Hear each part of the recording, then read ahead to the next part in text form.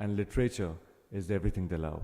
An auspicious good morning to one and all present here. My name is Sadna Shankarji and I wholeheartedly welcome you to the final day, Day 3 of the Bhopal Literature and Art Festival 2022, the Knowledge Mahakumbh of India. And I would request all of you to begin this session with a round of applause before I announce the title. The title for this about to be very interesting session is Guilt, Love, Longevity, Ecology, and more. We are delighted to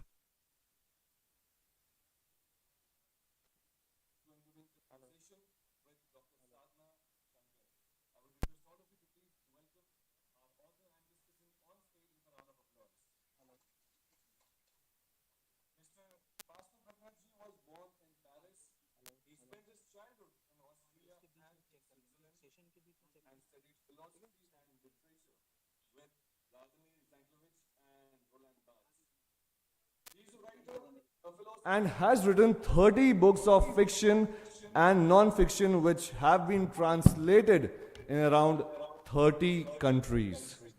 He was also a professor at a prestigious institute in Paris for 20 long years and a visiting professor at the New York University, San Diego, and Texas. We are delighted to invite you, sir.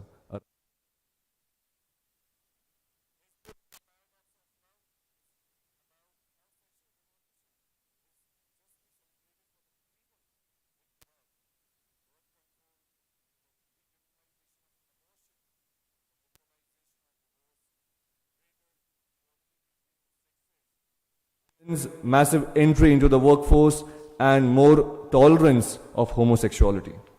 As the discussant, we are elated to have Dr. Sadna Shankarji.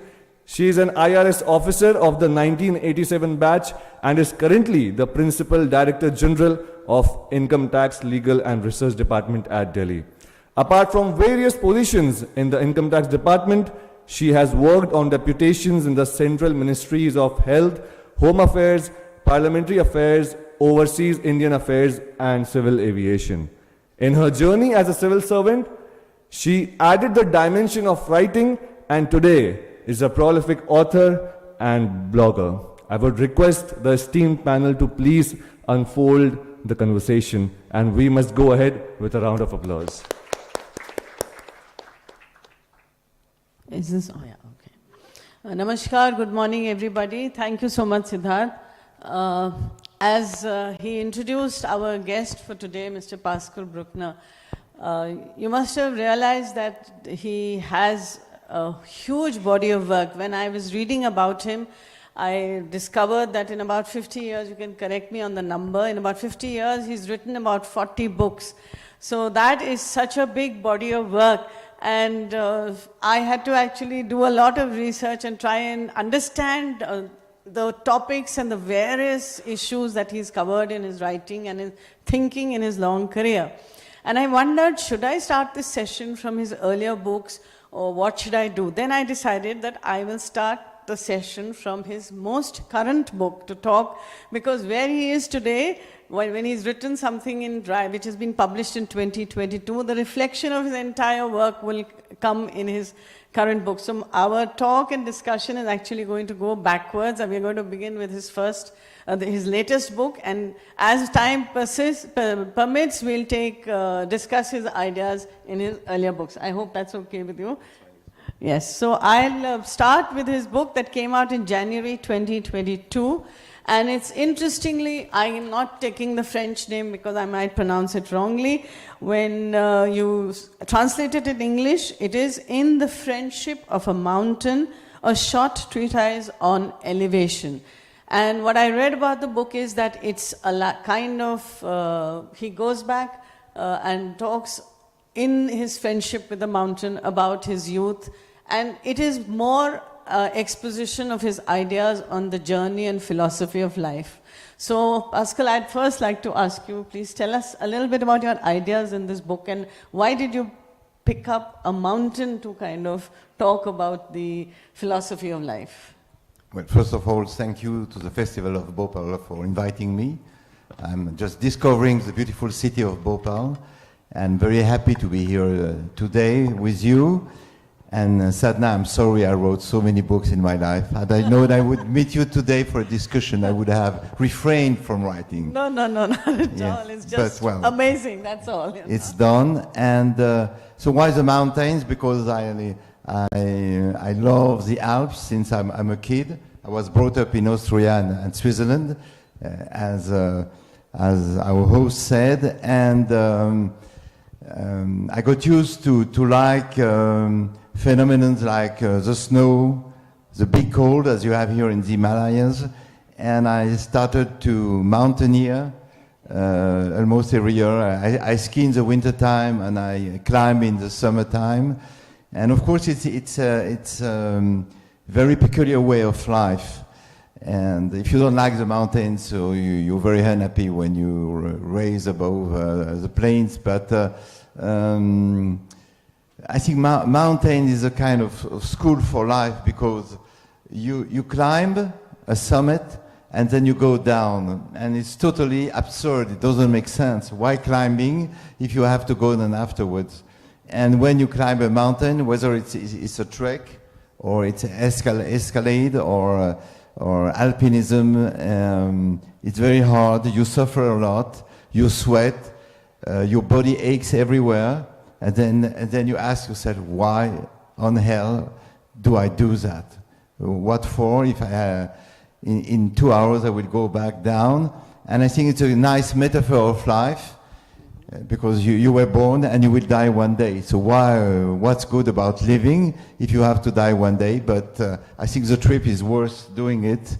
And one of the main experiences of mountaineering is the conversion of suffering into a kind of superior pleasure, because your body aches, your legs are in great pain, your back is in a great pain, but you have set yourself a goal. I have to go to this mountain. I have to do it. I cannot recede. I cannot fail. Well, sometimes, of course, you're not fit enough to climb, so you stop and you will come back another day. And when you arrive on the summit, even a small one, you don't have to climb 3,000, 4,000 meters, but even a small summit with effort is a huge victory. But it's not a victory over the mountains, because nobody can beat a mountain. This is an absurd saying, but it's a victory over yourself. It's a victory over fear, over tiredness, over exhaustion. And if you have made this climbing with friends, which is the most often the case, you are very happy to have succeeded, and it's a kind of a great moment. And then you have to go down, and the descent is more dangerous than the climbing, because of course you're tired, you're more relaxed, and you may fall into a crevasse. You have this word in English. You may slip, and most accidents happen when people go down the hill, not when they climb the hill. But of course, in India you have beautiful mountains too. You have the greatest mountain on earth. So you know what it is if you go north and make treks in Simla or Darjeeling and in places like this. But it's it's a metaphor of life, and it's a way for me to remain not young, but to rejuvenate myself. The activity of mountaineering, physical activity. Yeah, physical activity with a goal, and the goal is to go up to the summit, and escalade in itself. Escalading a mountain is a kind of. It's not like reading a book, but it's very close to reading a book. It's like reading the rock.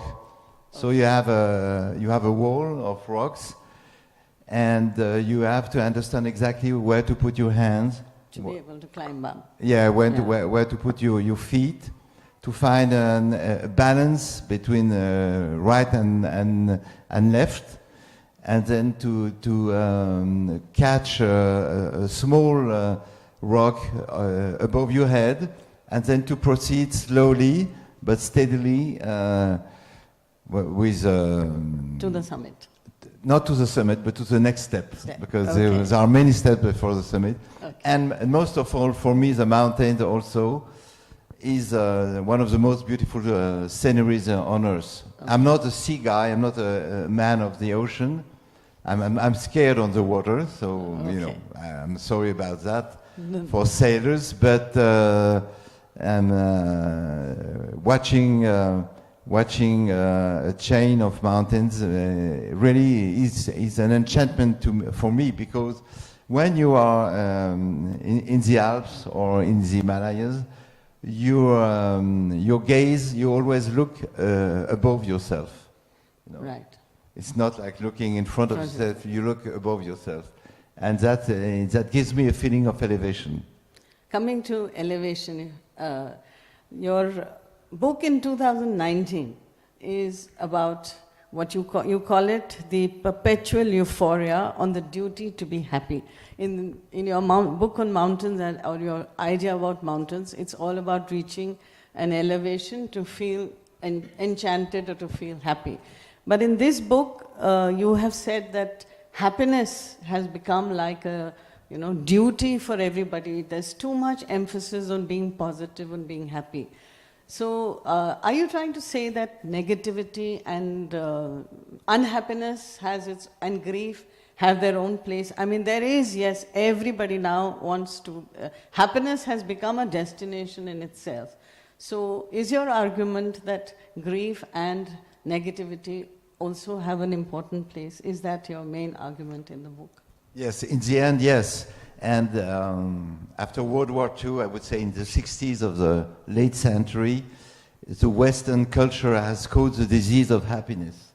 So suddenly happiness has become a motto and the final destination of everyone's life, and which of course is a major change compared to previous centuries, because in the Christian Europe, the obsession of people before the French Revolution in 1789 was not happiness but salvation. You had to save yourself, you have to save your soul in order to attain paradise, heaven, after death.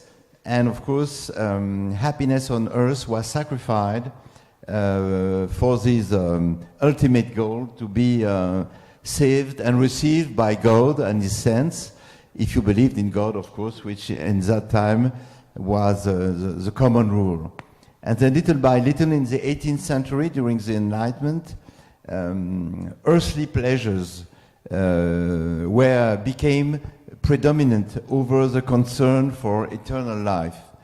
And then that's how happiness became our main concern, but in certain obsessive ways that it turned into, as I said, a kind of illness, a disease, the will to be happy here and now, every hour of the day, without any kind of negativity.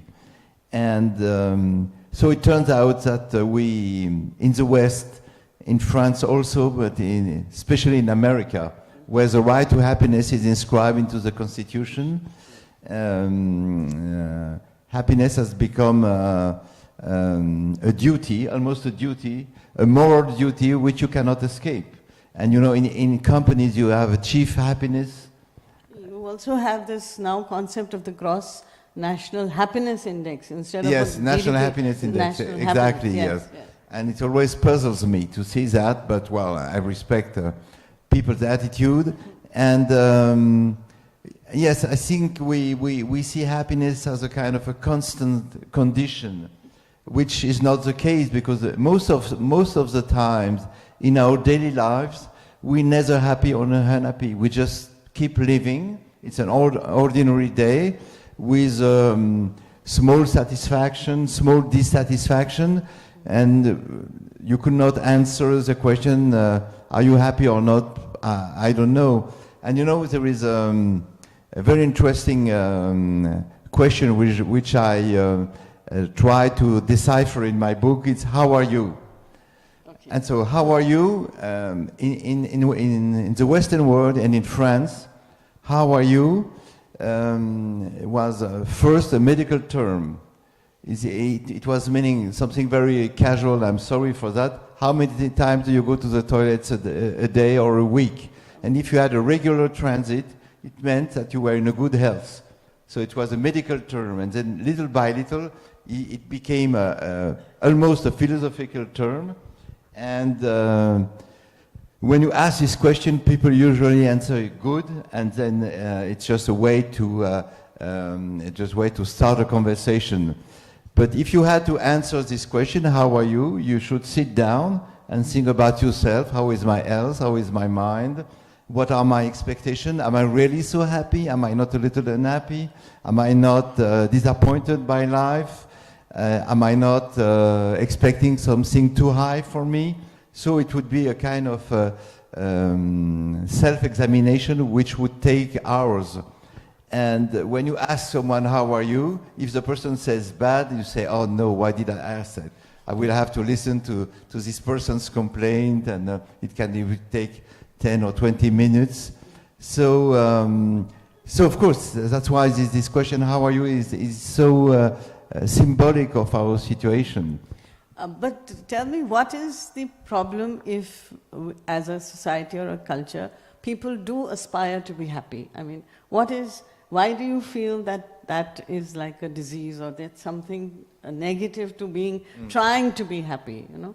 Well, it's not negative if you accept those moments of negativity you just mentioned before. But the goal to be happy excludes a priori all kind of negativity. It means that happiness is like a house you build. So when you're young, you build the foundation, then the ground floor, and then by getting older, you build the first floor, second floor, and then the attic, and then the roof, and then you live in the house of happiness. But this is just a fairy tale. Things do not happen that way. So happiness is rather intermittent. It cannot be permanent. Permanent state of Yes, being. Okay. yes. If it's a permanent state, if happiness is a permanent state, it gets mixed up with boredom, because it's everyday life. If you have a constant mood every day, so happiness will confuse itself with ordinary life, so it won't be happiness anymore. Because in my view, one of the characteristics of the happiness, it's a moment of enchantment, far from daily concerns, daily worries, daily anxieties. And for this moment to happen, it needs to detach itself upon the ordinary current of things. And so if we want 24 hours happiness all life long, it might be very boring. And you know, some people want happiness, and other people want a destiny. And having a destiny is not exactly the same thing as being happy. Having a destiny means that you're ready to confront pains, danger. Climb the mountain. Yeah, climb a mountain, mountain. risks. Okay. And daily happiness might be tantamount to a very dull and uneventful life. Okay, that brings me, your concept of dull and boring and uneventful life brings me to your next idea that you've explored, is longevity, in your book in 2019. And you call it A Brief Eternity, the Philosophy of Longevity. And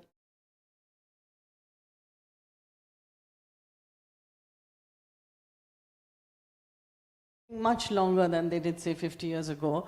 And you've talked very hopefully about the older phase of life. You call it the Indian summer after 60. So do you think that longevity, and we are only going to continue, like as medical science is going to progress, we are only going to live longer. You know, humanity is going to end up living longer. So do you think in that sense it's going to be a boon or a curse to really be living that long? Well, for those who live longer, it will be, of course, a bliss. But for the younger generation, it might be a curse for many different reasons. But first of all, the good news is that those young ladies sitting there will probably, they might live 100 years. If they, all the young girls born at the beginning of the century are doomed or bound to live 100 years, which of course is rather good news and is something absolutely new in the history of mankind. Just one figure. In 1655 or 6, when Louis XIV, which was one of our great kings in France, was crowned, life expectancy in France was 25 years. 25 years. In the center of every village there was a cemetery, which meant something very simple. Death was at the center of life. You lived to die. So it explains a lot of things. First, it explains the intensity of the religious feeling. As your stay on this earth was very short, you didn't have time to spend in casual pleasure. You had to preoccupy yourself with the salvation of your soul. So when people used to get married at 15 or 16, most women died during child delivery. Families where people had 7, 8, 9, 10 kids. Most of those kids died before the age of 5. And so there was this obsession of life after death. And then little by little, with the progress of science and medicine and agriculture, people started to live longer. And now, in France, life expectancy for women is 85, and for men, 79 and a half. Even if with COVID, people died sooner, because we had, like you had here in India, many old people who died. And but is it a bliss?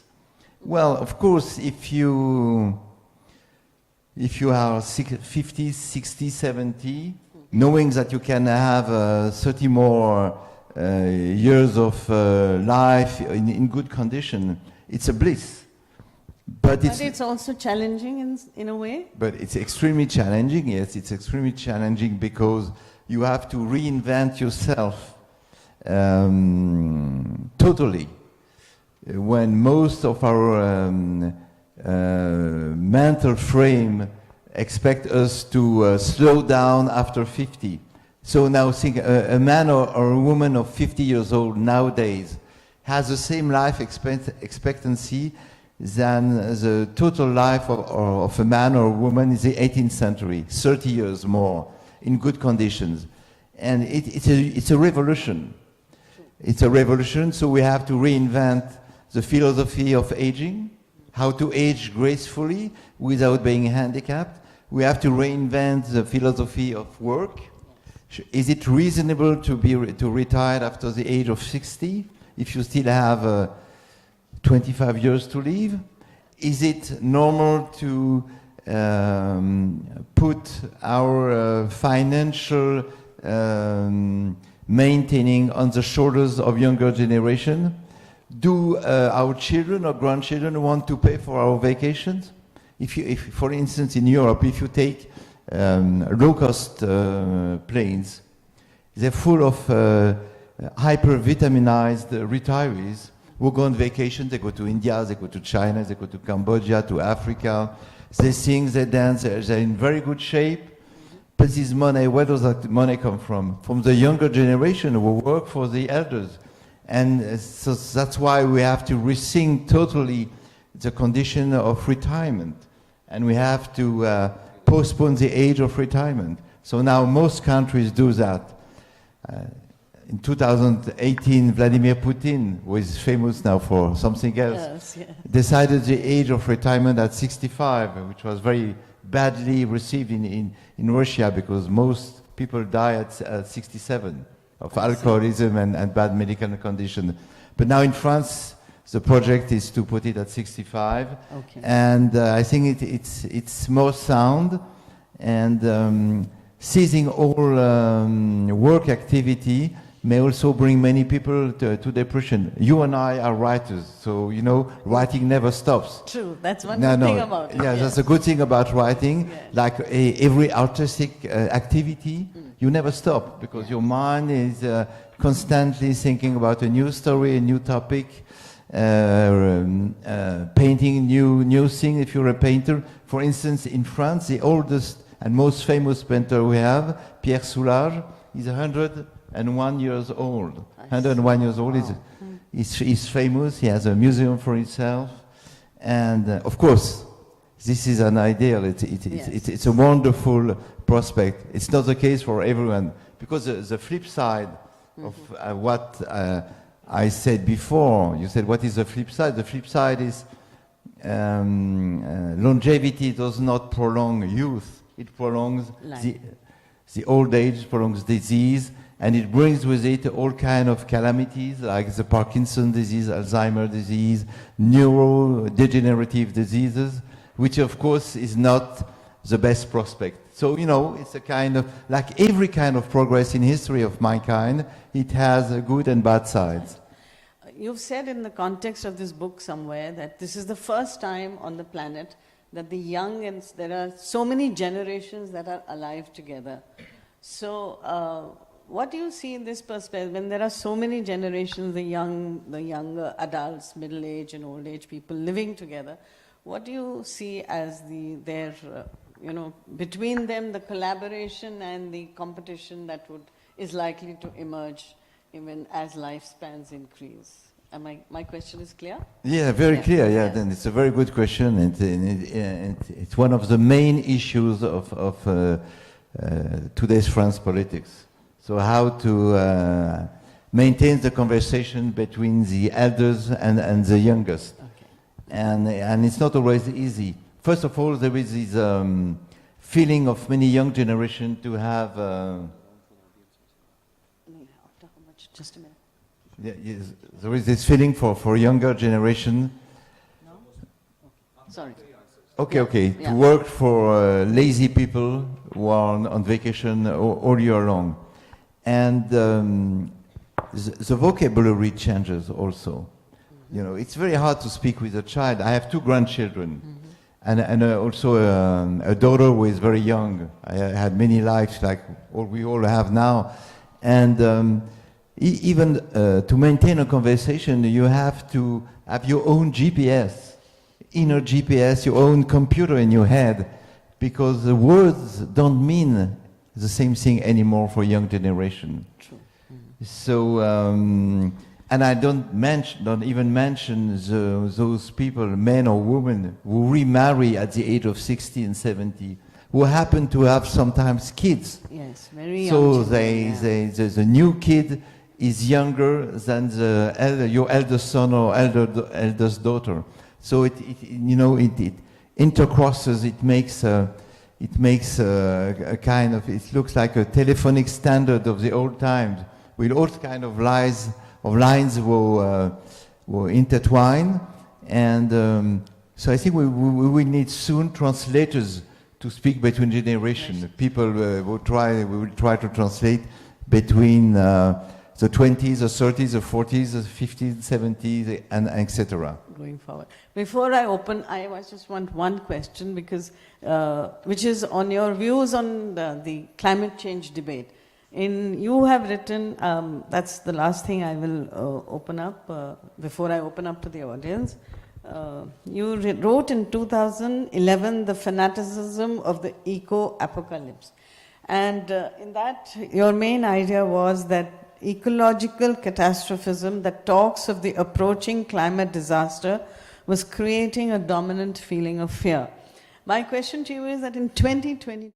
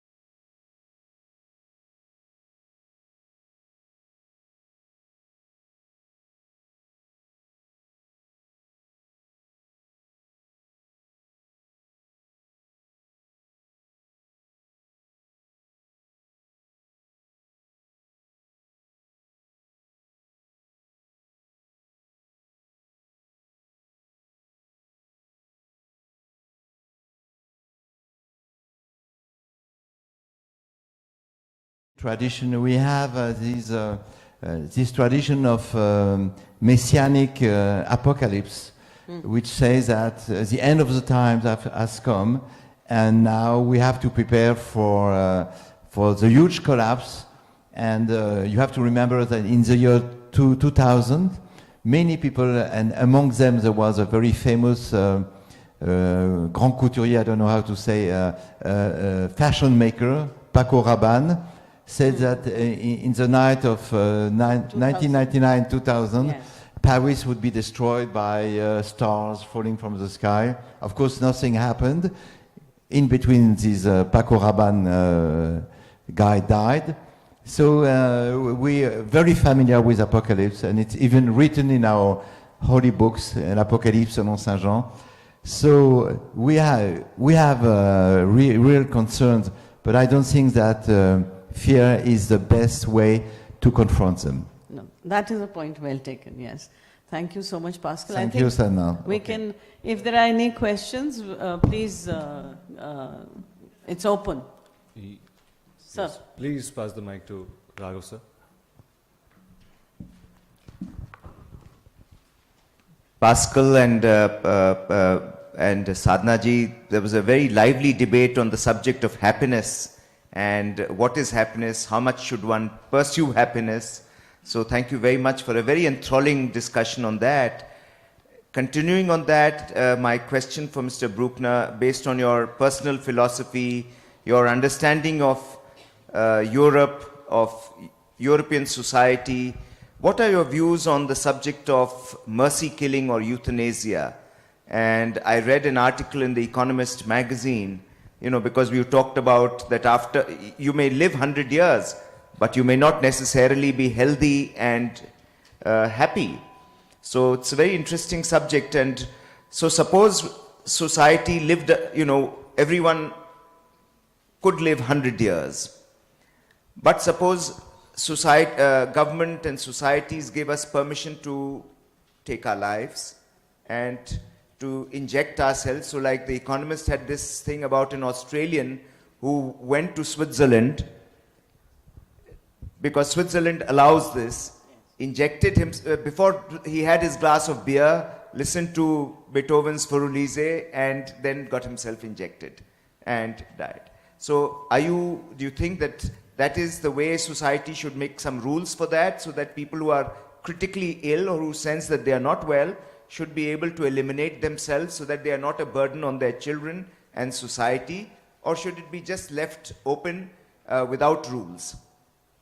Oh, that's a very touchy subject. Yeah, and then I want to we provoke are all torn apart about this, especially when we get older, and you know, as age increases, you can't help thinking about your own death. How would I like to die, and how horrible will that be?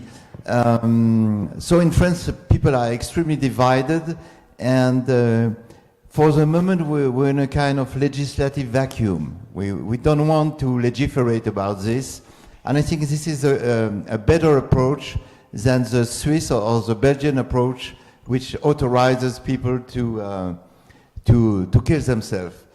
Well, of course, if you are in a critical condition, in the ultimate phase of your life, and if you're in a terrible suffering, I think doctors will offer you spontaneously to end your misery, and will ask you the permission to terminate your life. But there is an example which strikes me very much, and which is close to the one you just gave. It's a Belgian writer called Hugo Claus. He is considered, he writes in Flemish, which is close to Netherlands. And at the end of his life, he had the Alzheimer. So he realized that he had lapses of memory more and more. And his wife and his publisher, he decided to end his life.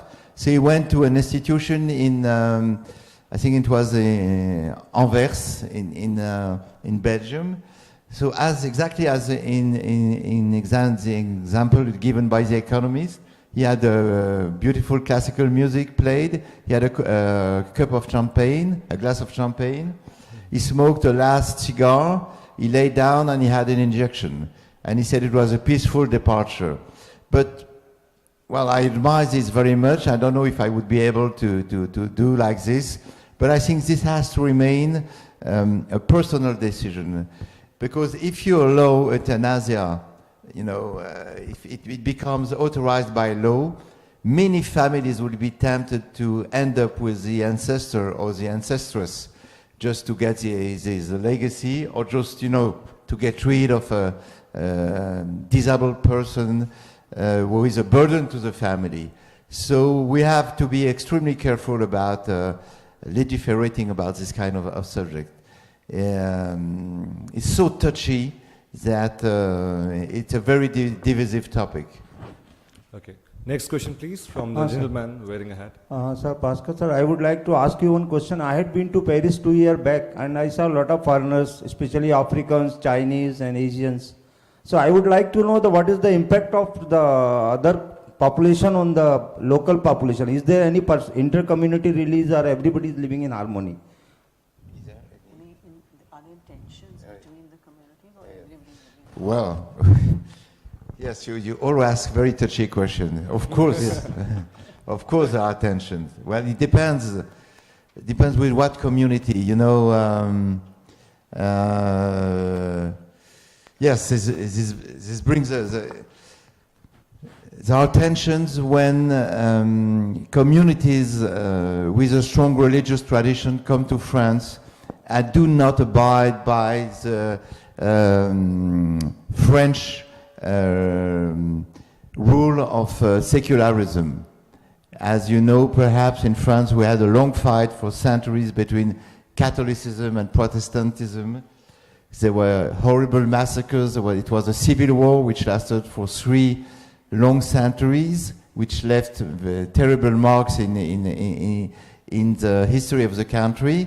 But finally we came to a social peace, and religious appearance in France is related to discretion. When you walk in the street, people don't have to show their own religion. You know, they were just ordinary citizens, and religion is related to the privacy, which is not the case in most outside countries, and which brings tension, especially with a Muslim part of the population coming from Maghreb, which is North Africa, and from sub-Saharan countries like Mali, Senegal, Burkina Faso, and so on. So it would be a lie to say there are no tensions. There are many tensions, especially since the integration machinery doesn't work anymore, because we have unemployment, because French society is not so sure about itself as it used to be, and it's even one of the main topics of the current presidential election. There is a major feeling of being invaded by immigrants. And I know you have also this problem in India with people from Bangladesh or other countries, but France is a small country compared to yours. I think it's hardly bigger than Madhya Pradesh. So yes, there is a space. It's not the fact that people come from other countries. The main challenge is this one: how to turn an African, an Arab from Maghreb, people from Afghanistan, Pakistan, how to turn him into an ordinary French citizen, regardless of the color of the skin. Just the mentality, how to turn him into a good French Republican. And so far, the challenge is not met, and it's a real issue. So the tendency in France, as you notice yourself being a student there, is a kind of everyone retreats in his own community, and so the big cities are recreating ghettos, as you have in America, ghettos of people coming from Africa, from North Africa, from Middle East. I would say that the two communities with which we have no major issues so far are the Asians, people from China, Cambodia, Vietnam, and the Indians. We have now a strong Indian community in the north of Paris, and as far as I heard, we have no major issues. They melt very well into the common population. They're very entrepreneurial. They succeed very well, and of course they have strong ties with India. No, the main issue now is with the Muslim part of the migrants, and the young generation also of people from Maghreb and Sub-Saharan Africa. Well, thank you so much, Pascal ji and Sadna ji. Thank you for Such invitation. an Thank you insightful so session. I would now like to invite on stage the director of the Bhopal Literature and Art Festival, Raghav Chandra sir, to please present a memento to our author and discussant as a symbol of love, respect and gratitude on behalf of the Bhopal Literature and Art Festival. The memento is a painting based on tribal art which has been made by Padma Shri Bhuri Bai ji, a beautiful painting right there, and a mug to go along for our discussant. An interesting and insightful session indeed. Thank you so much to our esteemed guests for this session.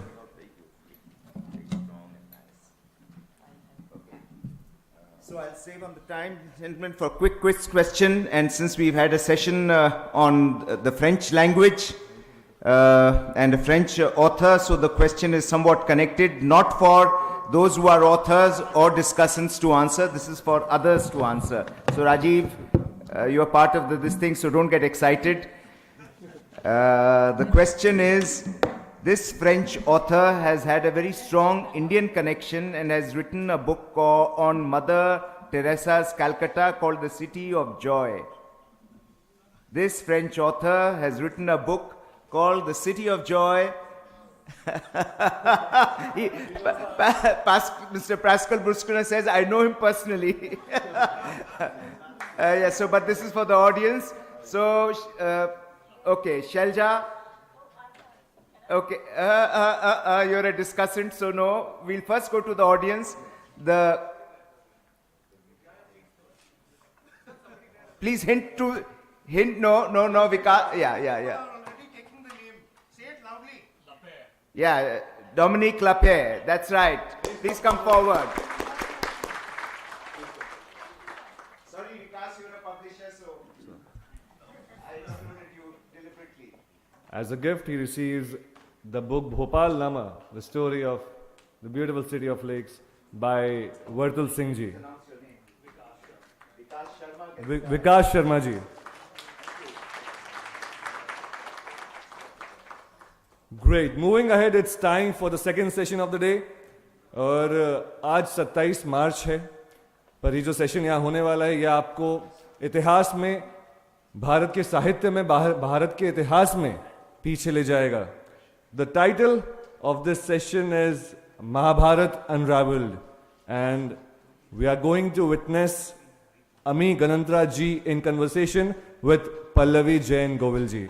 मैं चाहूंगा इन दोनों हस्तियों का हम मंच पे स्वागत करें, तालियों के साथ अभिनंदन करें मंच पे. Ami Ganantra ji is an alumnus of IIM Ahmedabad and VJTI Mumbai. She has over 14 years of experience in business strategy and consulting, living across 4 continents and working across a multitude of sectors. In her personal life, she is a devout yoga practitioner and a certified yoga instructor. She is also a student of Sanskrit and Indian knowledge systems.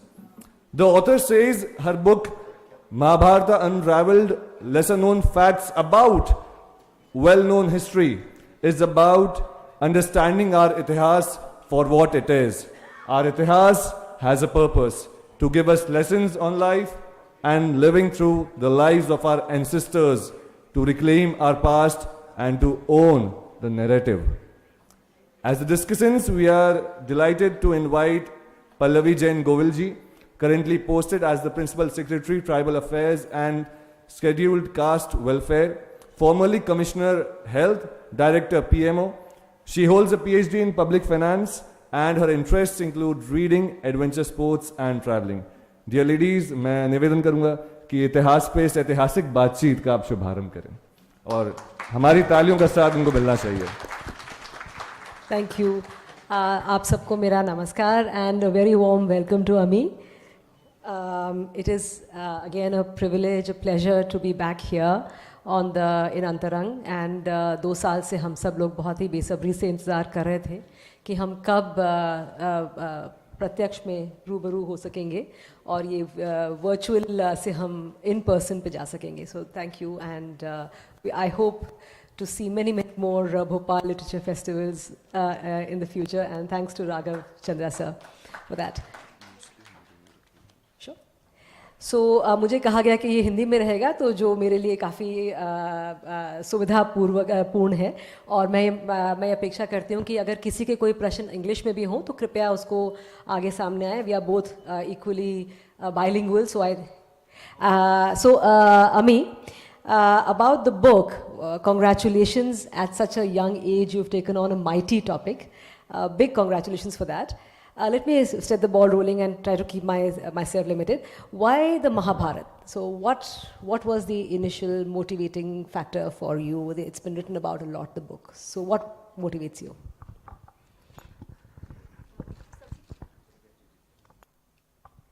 Hello आप सबको नमस्ते, मेरा प्रणाम. मुझे भोपाल अतिशय प्रिय है तो हर बहाना, अगर जो भी बहाना मिले मैं भोपाल आ जाती हूँ. तो इस प्रोग्राम के लिए, इस कार्यक्रम के लिए मुझे यहाँ बुलाया गया, उसके लिए मैं आप सबकी बहुत बहुत आभारी हूँ. At a young age, I like to believe I'm young, but well, if you think so, then why not, yeah? Why Mahabharat? So, let me be honest here. I didn't start. ऐसा नहीं था कि मुझे महाभारत पर लिखना था और मैंने सोच समझकर महाभारत पर लिखा. आई थिंक वो कई बार होता है ना कि कृष्ण की कृपा होती है, कृष्ण की बुद्धि होती है और वो हमको उस पाथ पर रख देते हैं. तो आई थिंक मैं निमित्त बनी महाभारत लिखने का. और इसके पीछे की अगर मैं कहानी बताऊं तो वो थोड़ी सी क्या कहूँ कि रोचक सी है. मैं हांगकांग में थी, हांगकांग में काम करती थी और मैं संस्कृत की स्टूडेंट रही हूँ, योग की स्टूडेंट रही हूँ. तो मैं अपने रुचि के लिए महाभारत का संस्कृत जो है, गीता प्रेस संस्कृत हिंदी वर्जन है, वो पढ़ती थी. तो मुझे ज्ञात था कि महाभारत में क्या है.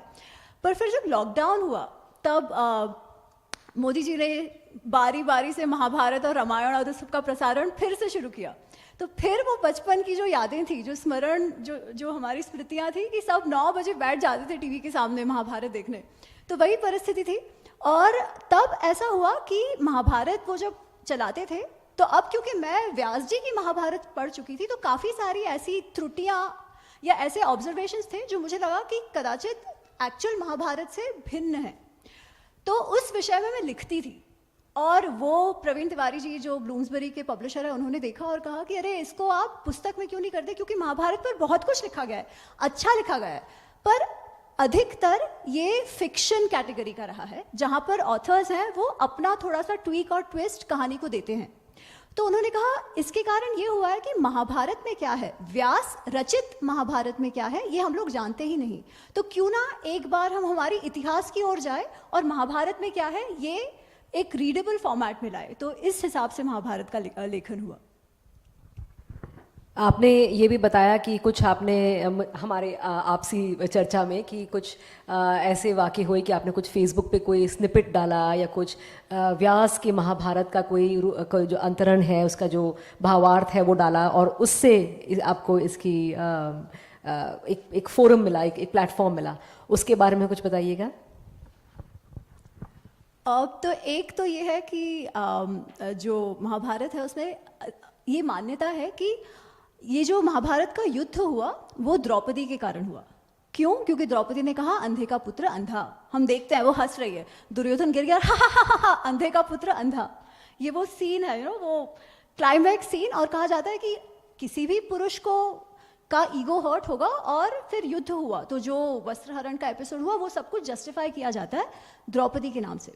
परंतु व्यास रचित Mahabharata, and let me underline this, any version of Mahabharata, Bhandarkar oriental research institute ने एक क्रिटिकल एडिशन बनाया है जिसके लिए उन्होंने 1200 मैन्युस्क्रिप्ट्स 1269 मैन्युस्क्रिप्ट्स स्टडी करी हैं, जिसमें से आदि पर्व जिसका ये एपिसोड है इसकी 250 मैन्युस्क्रिप्ट्स है।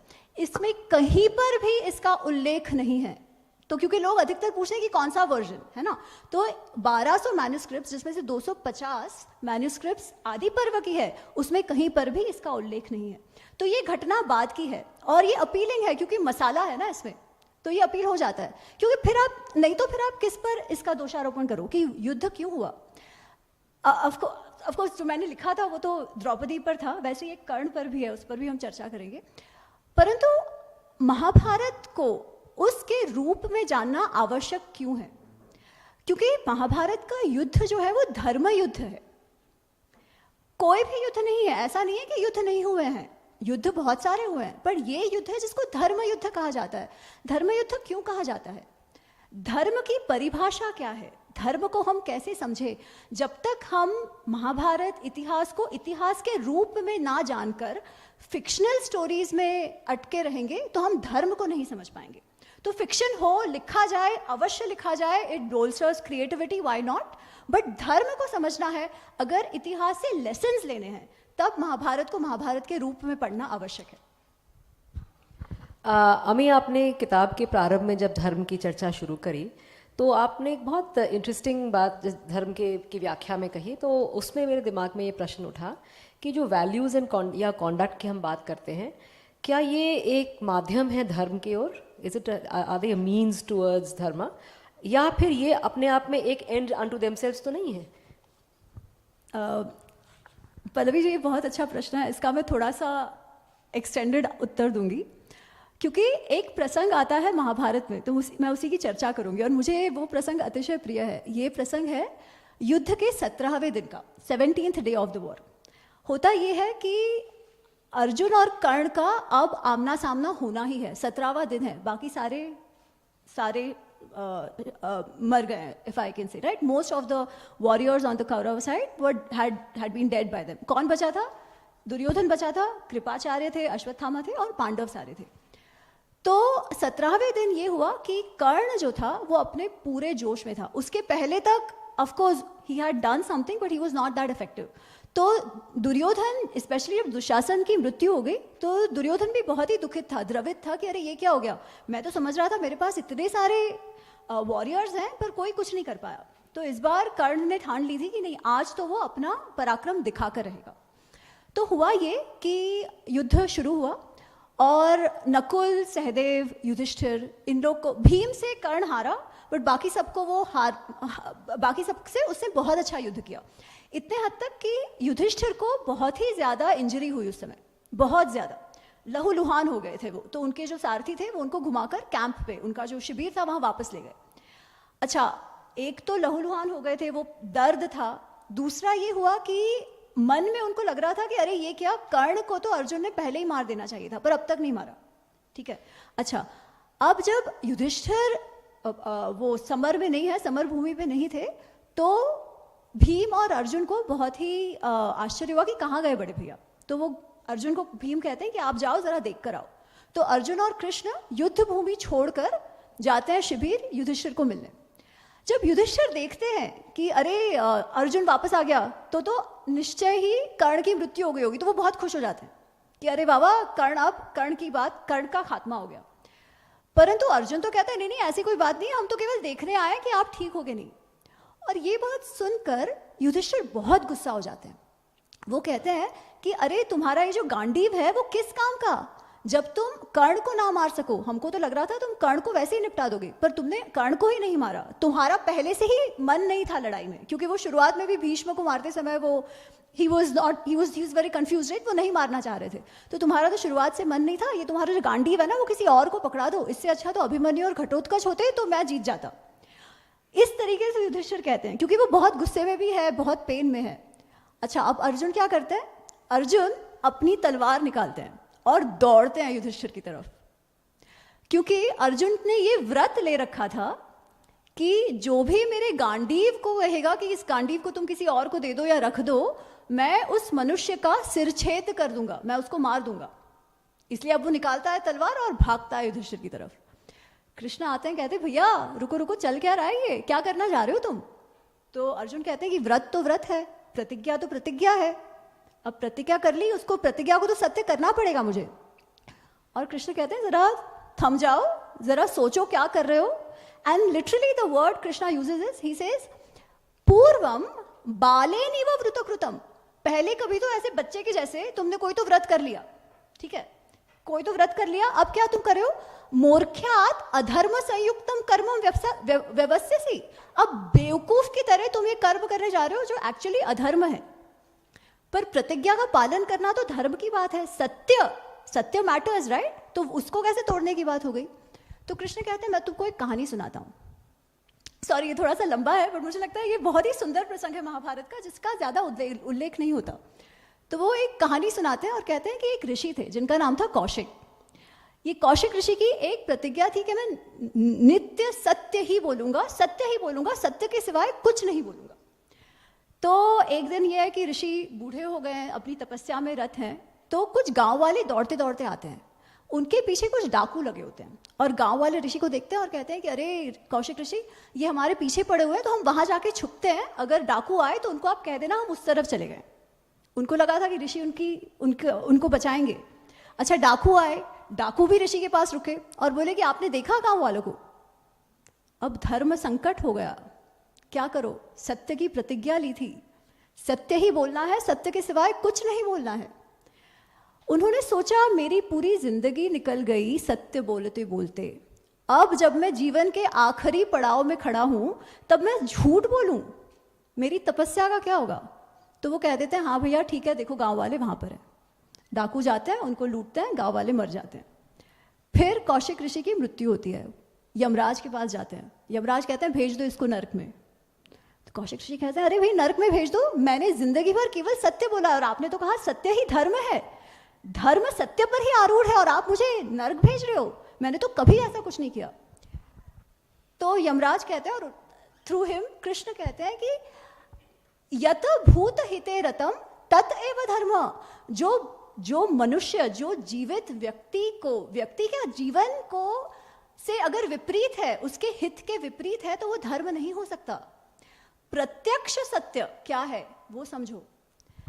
तुम्हें सत्य का समझ ही नहीं आई, अगर वो सत्य बोलने से किसी का नुकसान हो रहा है तो वो सत्य नहीं है, पर अगर असत्य बोलने से किसी का फायदा हो रहा है, अच्छा फायदा मतलब क्या? Now that's an interesting point, right? कि वैल्यूज का कोई अर्थ नहीं है क्या? तो वैल्यूज का कोई अर्थ नहीं है, मन में आया इनकन्वीनियंट है, बोल दो झूठ, तो फिर इसे कैसे समझो? तो वो कहते हैं कुछ कुछ प्रसंग ऐसे हैं जिसमें अगर आप झूठ बोलो तो वो सत्य के बराबर है। जब किसी के जीवन का प्रश्न हो, जब किसी इनोसेंट के जीवन का प्रश्न हो, तब आप झूठ कहो। जब शादी ब्याह का प्रसंग हो और ऐसे है कि आपके किसी सत्य से दो लोगों की जिंदगी खराब हो जाएगी, तब आप झूठ बोल दो, उस समय फूफा जी मत बनो। जब किसी का सर्वस्व हरण होने वाला है, उस समय अगर झूठ बोलकर किसी को आप बचा सकते हो तो आप बचा लो। इन प्रसंगों में केवल और केवल आप जो हम वाइजेस कहते हैं, वर्च्यूज एंड वाइजेस, है ना, गुण और अवगुण, तब आप इसका सहारा ले सकते हो। But as far as possible तो आपको सत्य बोलना है, अहिंसा पे रहना है, ये बहुत आवश्यक है। परंतु ऐसी परिस्थिति हो जहां पर एक हिंसक तत्व समाज में घुस गया हो, तो क्या उसको दंड देना हिंसा हुई? नहीं, उसको दंड ना देना हिंसा हुई उस प्रसंग में। तो हम वैल्यूज को किस तरीके से समझे? वैल्यूज को हम उस तरीके से समझे क्या वो धर्म संगत है कि नहीं। धर्म का अर्थ क्या? धारणात धर्म इति आहु धर्मो धार्यति प्रजा, यह स्यात् धारण संयुक्तम सह धर्म इति निश्चयः। धारणात धर्म इति आहु, दैट विच सस्टेन्स, जो धारण करता है, दैट विच अपहोल्ड्स। हमको लगता है सस्टेनेबिलिटी आज का टर्म है, modern term. No, sustainability is dharma, that which ensures and promotes sustainability. Sustainability of what?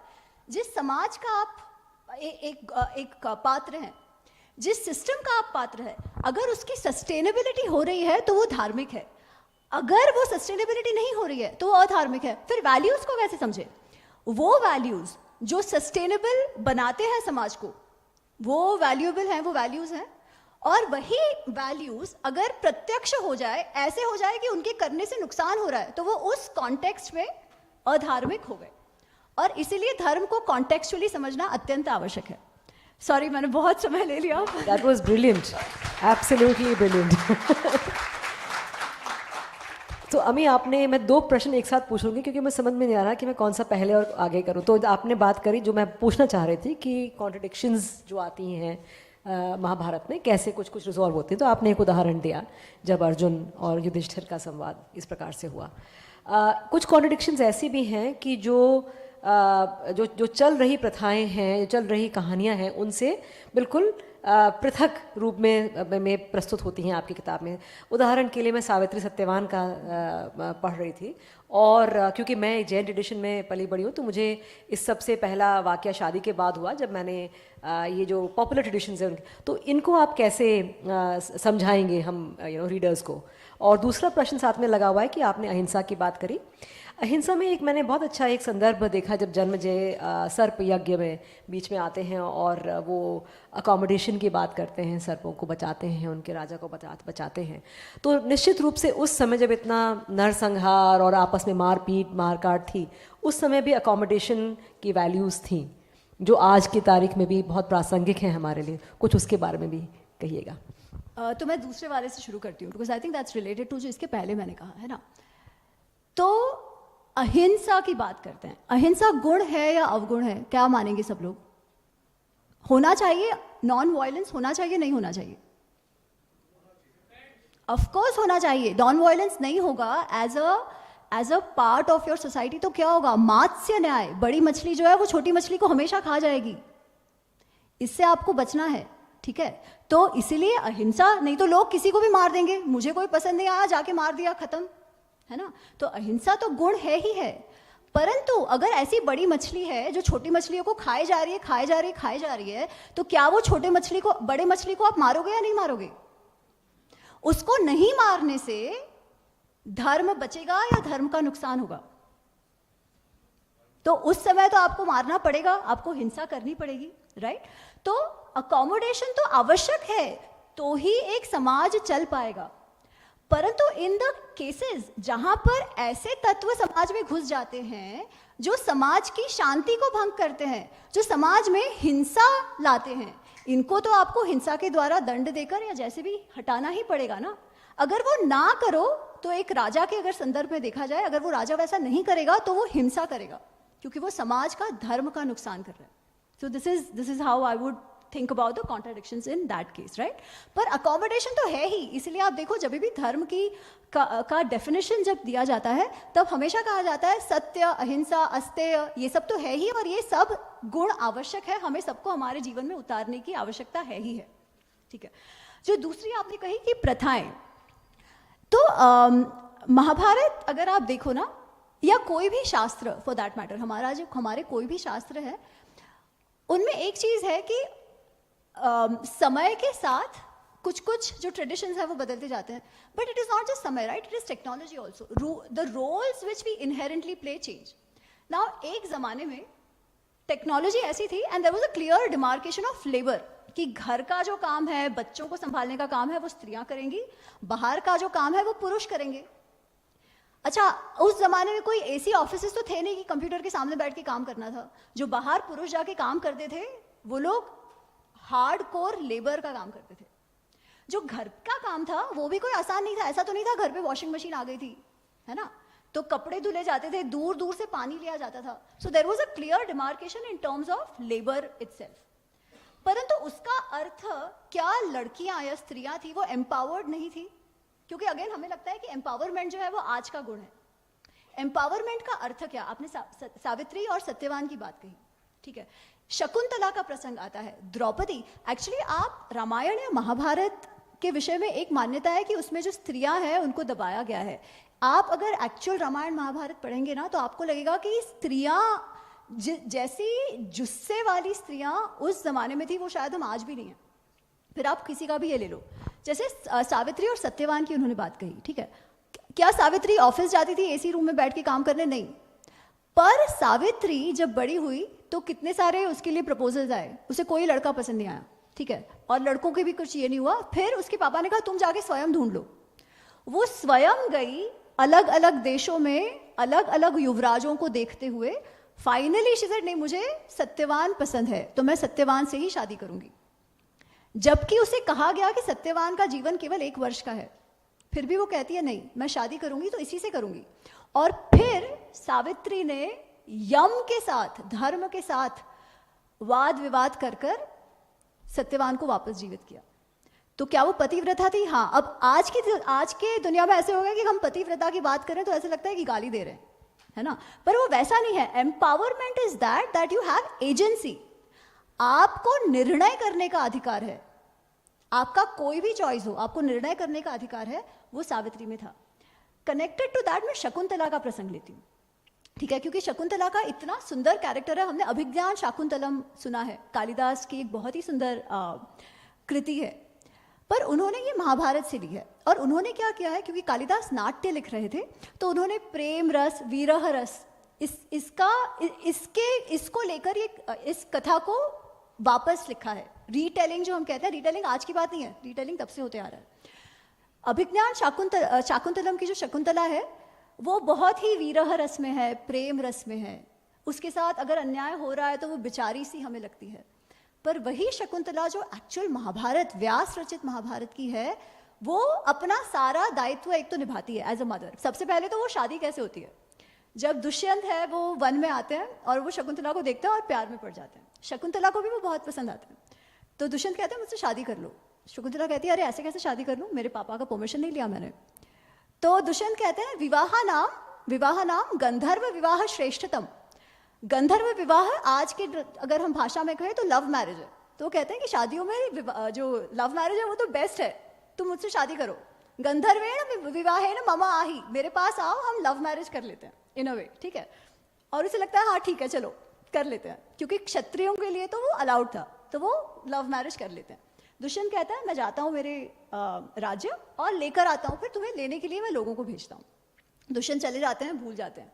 यहाँ पे शकुंतला जो है वो एक पति की वो दुष्यंत की पत्नी है, और अभी उसे बच्चा भी हो गया है, जो भरत, जिससे भारत वंश जिससे शुरू हुआ, वो भारत की वो माता है। और वो भारत को बहुत ही अच्छे से एक क्षत्रिय को जैसे बड़ा करना चाहिए वैसे बड़ा कर रहे हैं। और भारत ऐसा है, उसका नाम तो भारत नहीं है, खैर सर्वदमन है, भारत नाम बाद में होता है। सर्वदमन जो है तो वो शेरों के साथ खेल रहा है, ऐसा है वो। अच्छा, अब शेरों के साथ खेल रहा है, उसके माँ बाप का भी जुस्सा कैसा होगा आप समझो। तो जब 12 वर्ष का वो होता है, फिर भी दुष्यंत आते नहीं है लेने, तो शकुंतला, वो कणव ऋषि जो है, उनके पिताजी जो है, वो कहते हैं कि तुम ही लेकर जाओ, वो ना आए तो क्या हुआ, बेटा तो उनका है, पत्नी तो तुम उनकी हो, तुम ही जाओ। तो वो जब जाते हैं महल में, तो दुष्यंत कहते हैं अरे मैं तुमको नहीं पहचानता, तुम कौन हो, मैं तुमको नहीं पहचानता, तुम तो झूठी हो। और वो जब ऐसा कहते हैं तब शकुंतला कोई प्रेम रस विरह रस में नहीं है, वो गुस्से में है। और वो ऐसी ऐसी बातें करती हैं, वो कहती हैं अर्ध भार्या मनुष्यस्य भार्या श्रेष्ठतम सखा भार्या मूला त्रिवर्गस्य। एक स्त्री जो होती है ना, वो एक पुरुष की श्रेष्ठतम सखा है। त्रिवर्ग पुरुषार्थ, एक जीवन, अच्छा गृहस्थ जीवन में अगर सिद्धि चाहिए तो उसका मूल भी एक स्त्री है। तुम उस स्त्री का अपमान कर रहे हो, तुम ऐसे मत करो, उस स्त्री का तुम अपमान मत करो, अपने अंदर झांको और सत्य पे आरूढ़ रहो।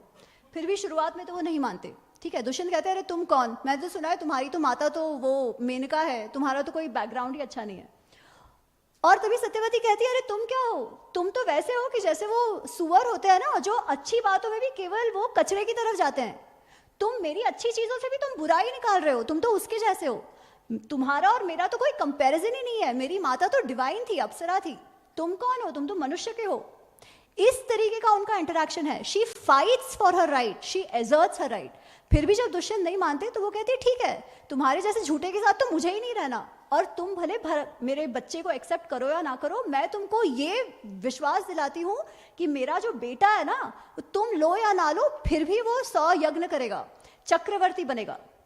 ऑफकोर्स उसके बाद चीजें बदलती है, आकाशवाणी होती है और दुष्यंत कहता है नहीं नहीं, मैं तो चाह रहा था कि सब लोग ये जाने ताकि तुम पे डाउट ना करे, और फिर सब कुछ अच्छा भला हो जाता है। पर ऐसी है शकुंतला, ठीक है। द्रौपदी की कभी बात करो तो वो भी वैसी है। So we must keep some time for question. So एक अंतिम मैं प्रश्न वर्ण व्यवस्था के बारे में पूछना चाहूँगी कि जो आपने डेटिंग की बात करी है, और तो उसमें एक संदर्भ भी उठता है जब निषाद राज की बात होती है और शूद्र का संदर्भ आता है, या फिर जब नागों की बात आती है, तो क्या ये वास्तव में सर्पेंट्स थे, या कुछ इंटरमिंगलिंग बिटवीन कास्ट का कुछ कॉनोटेशन आता है. तो मतलब क्या वर्ण व्यवस्था 2-3 मिलेनियम पूर्व भी क्या था, या ये बाद की उत्पत्ति है? तो एक ये ज़रूर पूछना चाहूँगी. तो क्या हमारे शास्त्रों में वर्ण व्यवस्था का उल्लेख है? डेफिनेटली है. ठीक है, 4 वर्णों की बात है. दलित शब्द नहीं आता है, बट 4 वर्ण है: ब्राह्मण, क्षत्रिय, वैश्य और शूद्र. ये सभी जो हैं, ये सभी सनातन धर्म के भाग हैं. ये बात आती ही आती है. ठीक है. अच्छा, अब इसमें ऊंचा नीचा की बात नहीं आती. It's a labour wise division. अगर आप प्लेटो का द रिपब्लिक देखो उस जमाने में, he also says this is one of the best system, because सबके पास, आज हम स्पेशलाइजेशन की बात करते हैं, स्पेशलाइजेशन लेबर के इसमें भी होता था. ठीक है. तो क्या वर्ण व्यवस्था थी? डेफिनेटली थी. क्या वर्ण व्यवस्था में आगे जाके ऑर्थोडॉक्सी आ गई थी? डेफिनेटली आ गई थी. पर क्या वो वैसा है जो हम आज समझते हैं? क्या हमेशा से केवल 4 रहे हैं? तो नहीं. तो वर्ण तो 4 ही हैं, बेसिक वर्ण. पर जातियां जो है ना, वो तो बहुत सारी रही हैं. क्यों बहुत सारी रही है? क्योंकि इंटरमिंगलिंग बहुत सारा हुआ है. Let's take examples of intermingling. सबसे पहला, कर्ण. कर्ण को हम क्या मानते हैं? हाँ, पर उसके बाद क्या कहते हैं उसे हमेशा? हाँ, क्या शब्द वापरा जाता है? किस शब्द? सूत पुत्र कहते हैं, है ना? सूत. और सूत को हम समझते हैं कि कोई, for the lack of any other शब्द, लोअर जाति का कोई है, ऐसा हम समझते हैं. आपको पता है सूत कौन होते हैं? सूत होते हैं एक ब्राह्मण स्त्री और क्षत्रिय पुरुष की संतानें. ठीक है. तो कर्ण जो था वो बिल्कुल भी जाति प्रथा में उसके साथ कुछ अन्याय हुआ था ऐसा नहीं था. वो वेद पाठ भी करता था. क्या सूत और, अच्छा ये बात कर्ण को छोड़ दो. Let's see if there are other examples of suta in Mahabharata. आपको कीचक पता है? मत्स्य नरेश का जो साला था, हु वाज द सेनापति ऑफ द मत्स्य फोर्सेस. वो इतना ज्यादा शक्तिशाली था कि मत्स्य नरेश भी उसे कुछ नहीं कर पाते थे, उसी की चलती थी. अच्छा, कीचक की बहन जो थी वो मत्स्य नरेश की बहन थी. ये जो कीचक है ना, वो भी सूत पुत्र है. उसकी बहन सुदेशना, वो भी सूत पुत्री हुई, जिसका विवाह मत्स्य नरेश से हुआ था. सुदेशना की पुत्री कौन, कोई जानता है? उत्तरा. उत्तरा का विवाह किससे हुआ? तो क्या अगर सूतों के साथ इतना अन्याय होता तो एक सूत पुत्री के बेटी से अर्जुन के बेटे का विवाह होता? Question mark. नहीं होता. सूतों के बहुत सारे ऑक्यूपेशंस होते थे. One of them was warriors as well as charioteers. और चैरियटर्स अगर हम देखें तो हमको लगता है अरे ड्राइवर. नहीं. जो सारथी होते थे उनका बहुत बड़ा काम है. आप देखो, कृष्ण सारथी बने थे. कृष्ण अर्जुन के सारथी बने थे. अगर वो ऐसा कोई अपमानजनक काम होता तो अर्जुन की हिम्मत होती कृष्ण को कहने की. और वो तो ठीक है, कर्ण जब युद्ध में आया तब उसने क्या किया कि मुझे एक अच्छे सारथी की जरूरत है. राजा शल्य माद्र नरेश वो उसके सारथी बने, और उसने कहा कि नहीं, आप, दुर्योधन ने रिक्वेस्ट करा तो वो बने. तो सारथी का काम बहुत ही इंपॉर्टेंट होता था. वो एक बेस्ट फ्रेंड हुआ करते थे. जो इसके फॉस्टर पेरेंट्स हो, अधिरथ, वो लोग थे. खैर, सूत की एक बात हो गई. इसी तरीके से बहुत सारा इंटरमिंगलिंग हुआ है. तो एक प्रसंग आता है नाहुष प्रश्न इसमें, जिसमें एक है कि भीम है, उसको नाहुष जो है, जो एक सर्प रूप में है, वो भीम को पकड़ लेते हैं और कहते हैं कि मैं भीम को तभी छोड़ूंगा जब युधिष्ठिर तुम मेरे कुछ प्रश्नों का जवाब दोगे. उस समय वो पूछते हैं, नाहुष जो है वो युधिष्ठिर से पूछते हैं कि ब्राह्मण कौन होता है. तो युधिष्ठिर कहते हैं जिसमें ये क्षमा, शांति, दम, डा ये सारे गुण जिसमें है, ये सारे ब्राह्मण हैं. तो नाहुष कहते हैं पर ये तो किसी में भी हो सकते हैं, किसी भी वर्ण में ये गुण हो सकते हैं, है ना, जरूरी थोड़ी है कि केवल ब्राह्मण में हो. तो युधिष्ठिर कहते हैं एकदम सही बात है, जिसमें ये गुण है वो ब्राह्मण है, और अगर जाति ब्राह्मण में ये गुण नहीं है तो वो ब्राह्मण नहीं है. नहुष पूछते हैं ये तो कंफ्यूजन हो गया, तो क्या जन्म का कोई महत्व ही नहीं है? युधिष्ठिर कहते हैं कदाचित एक जमाने में रहा होगा, परंतु उसके बाद इतनी ज्यादा इंटरमिंगलिंग हुई है, जिसको वो वर्ण संकर का नाम देते हैं, कि इतना ज्यादा वर्ण संकरता हो चुकी है कि आज हम किसी को उनके जन्म से वर्ण व्यवस्था में नहीं कह सकते. जाति एंड वर्ण आर टू डिफरेंट थिंग्स. जाति तो जिस कम्युनिटी में आप जन्मे हो, है ना, वो तो है ही, उसको तो आप कुछ नहीं कर सकते, वो तो है ही.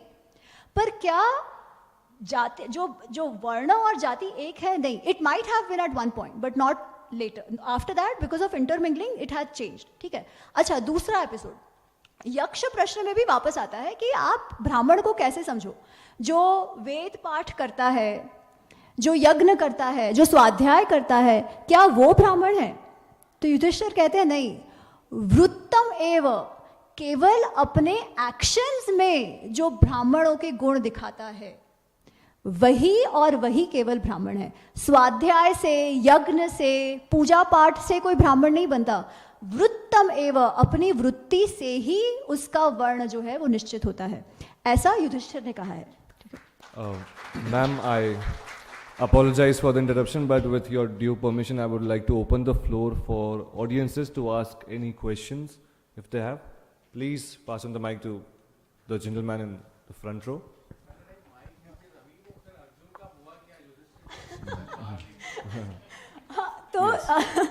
तो अर्जुन को समझ में आ गया कि ये मुझे नहीं करना चाहिए, धर्म का अर्थ क्या है ये उसे समझ में आया. पर वो कहता है अब I need a way out ना, पर मैंने प्रतिज्ञा तो ले ली है, तो क्या करो?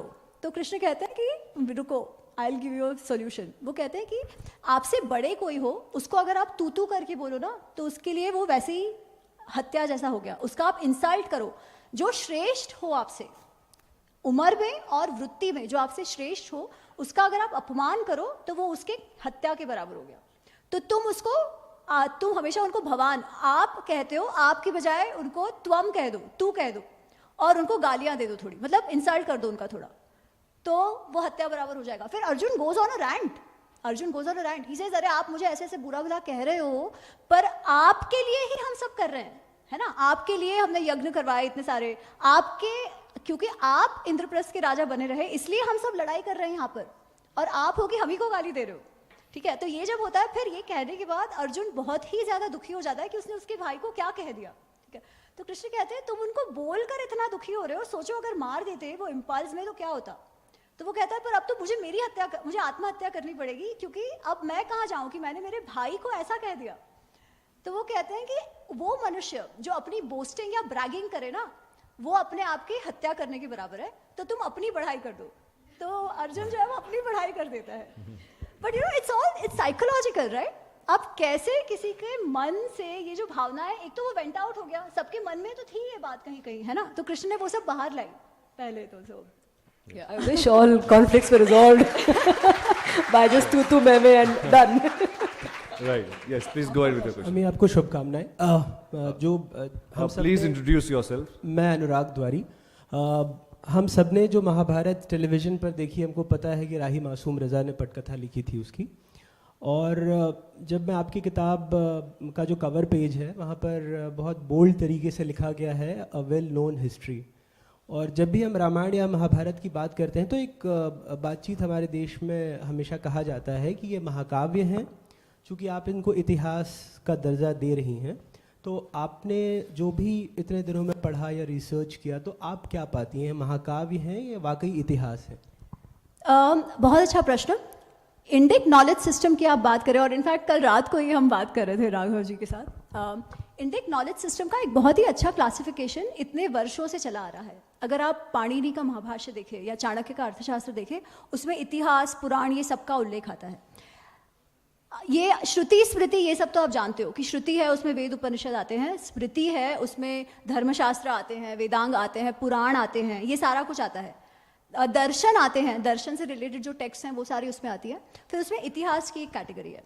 उस इतिहास की कैटेगरी में केवल 2 ही नाम हैं, महाभारत और रामायण. बाकी विष्णु पुराण जो है, इवन भागवत पुराण जो है, उसको पुराण कहा गया है, उसको इतिहास नहीं कहा गया. ठीक है.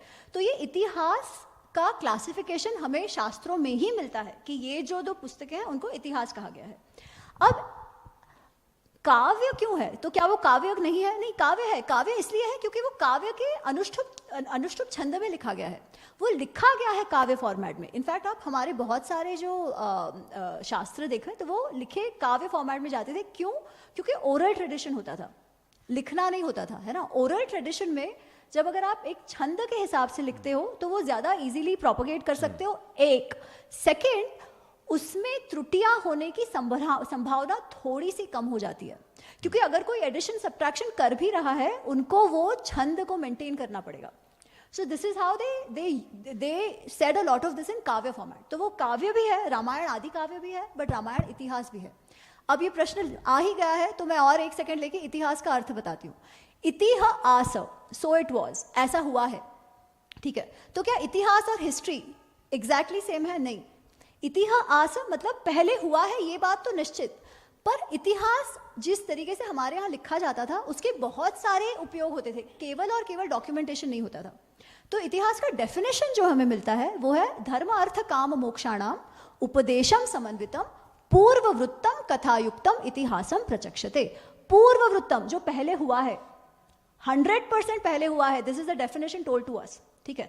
पर कथायुक्त भी है, बिकॉज काफी सारी मेटाफोरिकल चीजें हम देखते हैं महाभारत रामायण में जो हमें लगता है अरे ये कैसे हो सकता है। तो there is an element of katha as well. Again, why is an element of katha? क्योंकि the purpose of itihasa is to give us the upadesh of purushartha, कि हम हमारा जीवन कैसे जिए। अब ज्ञान तो हमको वेद उपनिषद बहुत सारी पुस्तकों से मिल जाता है, फिर इतिहास में अलग क्या है? आई ऑलवेज से इतिहास जो है वो केस स्टडी है कि वो धर्म को हमारे पूर्वजों ने कैसे लिया, किस तरीके से जिया और उसका इम्प्लीकेशन उनके जीवन पे कैसे रहा। ये हम अगर जब लाइव देखते हैं ना उससे हम समझ पाते हैं, जो हम केस स्टडीज कहते हैं। दैट इज व्हाट इतिहास really is. So brigadier Sanjay Agarwal ji has a question. मंत्रमुग्ध कर दिया आपने हमें, धन्यवाद। मैं brigadier Sanjay Agarwal, distinguished professor at SRM university Chennai, management के बहुत सारे सब्जेक्ट पढ़ाता हूँ, including business strategy, corporate strategy, strategy planning वगैरह। सो अब पिछले सेमेस्टर से हमें इसमें प्रीफिक्स कर दिया इथॉस एंड, और जब मैं इसको नेट पे सर्च करता हूँ इंक्लूडिंग एकेडमिया पे, हार्वर्ड के स्टडीज़ बेस पे जहाँ की मैं मेंबर हूँ, मुझे स्टडी मटेरियल बहुत कम मिलता है, नंबर एक। नंबर दो, MBA के सिलेबस में टाइम कंस्ट्रेंड बच्चों को एक ओवरव्यू देना ऑफ इंडियन ईथॉस। इस संदर्भ में मेरा सवाल है, can we create certain learning resources जो कि बहुत ज्यादा डिटेल में न जाते हुए उस चीज का आभास करा दें और दिशा दिखाएं कि अगर किसी व्यक्ति को इससे ज्यादा चाहिए, और ये चीज कम से कम प्रोफेसर्स को तो अवेलेबल हो कि आगे बच्चों को पास ऑन कर सकें। इस पे कुछ प्रकाश डालिए। I would request to have a precise answer, ma'am, since we are running out of time. Sure. So नमस्ते संजय जी, आपने आप जो कह रहे हो, I think that has been the thought process going for, I mean that is the current thought process, जिसमें बहुत सारे लोगों को ये लग रहा है कि हमारे पास ये धरोहर है जो कहीं ना कहीं छुप के रह गई है। हम लोग साइकोलॉजी की बात करें तो वेस्टर्न साइकोलॉजी देखते हैं, हम फिलॉसफी की बात करें तो वेस्टर्न देखते हैं, जबकि हमारे पास तो इससे ज्यादा इवॉल्व्ड है पतंजलि योग सूत्र। अगर साइकोलॉजी समझना है तो पतंजलि योग सूत्र के बिना आप समझ ही नहीं सकते। That's the foremost text, right?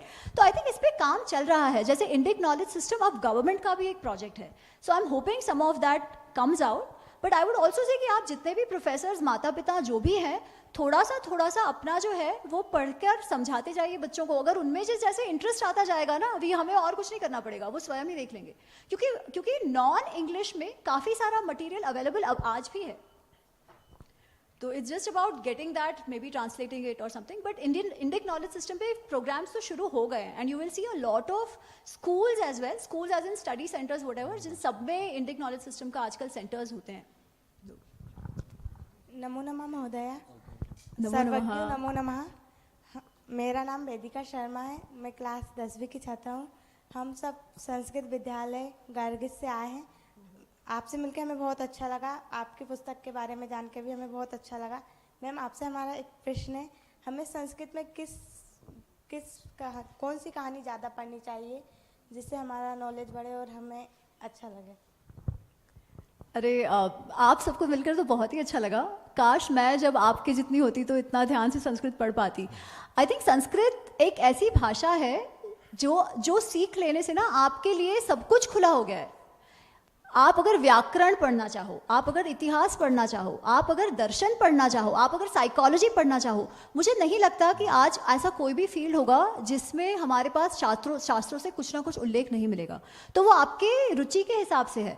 अगर आप मैं कोई एक पुस्तक नहीं कहूँगी क्योंकि वो रुचि के हिसाब से है। जैसे अगर मैं कहूँ कि मुझे पतंजलि योग सूत्र सबसे अधिक काम की चीज़ लगती है, ठीक है, पर वो मेरे लिए है, किसी और को इतिहास का कुछ ज़्यादा लगता होगा। तैत्रीय उपनिषद कितने सारे हैं जिसमें पढ़ा जा सकता है, नाट्य कितने सारे हैं, व्याकरण, भारतीय व्याकरण जो है it is one of the foremost works in linguistics, जो बहुत बाद बाकी भाषाओं में शुरू हुआ। जो लिंग्विस्टिक्स जो स्ट्रक्चर है पाणिनियन व्याकरण का, वो तो अनमैच्ड है आज के दिन भी। तो आपके लिए तो सब कुछ खुला है, आप बस पढ़ते रहिए और सोचते रहिए कि क्या करना है, एक्सप्लोर करिए, बस इतना कहूँगी मैं। जबकि आप लोग तो बहुत ज़्यादा मुझसे जानते हो। धन्यवाद महोदया। बहुत बहुत धन्यवाद अमी जी और पल्लवी जी। मैं अब आमंत्रित करना चाहूँगा राघव चंद्र सर को कि वो हमारे जो ऑथर हैं एंड डिस्कसेंट हैं। Sir one small thing before, so जिन लोगों ने किताब नहीं पढ़ी है, मैं आपको एक छोटी सी बात बताना चाहूँगी कि किताब जो है बहुत बड़े फॉन्ट में और बहुत ही अच्छे पढ़ने के लिए, मतलब बहुत ही अच्छी लैंग्वेज में, beautifully readable. So those of you haven't, please go ahead and read the book. Surely. And I would request the director to please felicitate our author and the discussant. It's a beautiful tribal painting based on tribal art made by Padma Shri Bhuribai ji. It's the official mascot of the Bhopal Literature and Art Festival, and there goes a mug to felicitate and to show our respect and love for the discussant as well. Thank you so much, gentlemen. And here's a quick quiz question for the audience, not for the participants or speakers or discussants or publishers. Shakespeare's Hamlet was a prince of which country? What's your name, sir? Mr. Manoj Sharma ji. Yes. And meanwhile, let me move on to the next session. अभी हमने इतिहास की बात करी और अब हम एक ऐसे वक्त की बात करने वाले हैं जो शायद हम में से कोई नहीं चाहता कि वापस आए. This session is titled as COVID Warriors, the session 3 of this wonderful last day of the Bhopal Literature and Art Festival. And for this session, we are going to have Tarun Pithodeji in conversation with Mohammad Suleimanji and Dr. Skanda Trivediji. मैं चाहूंगा हम सब तालियों के साथ उनका मंच पे स्वागत करें. The 3 names are the familiar names. COVID Warriors, Tarun Pithodeji in conversation with Mohammad Suleimanji and Dr. Skanda Trivediji.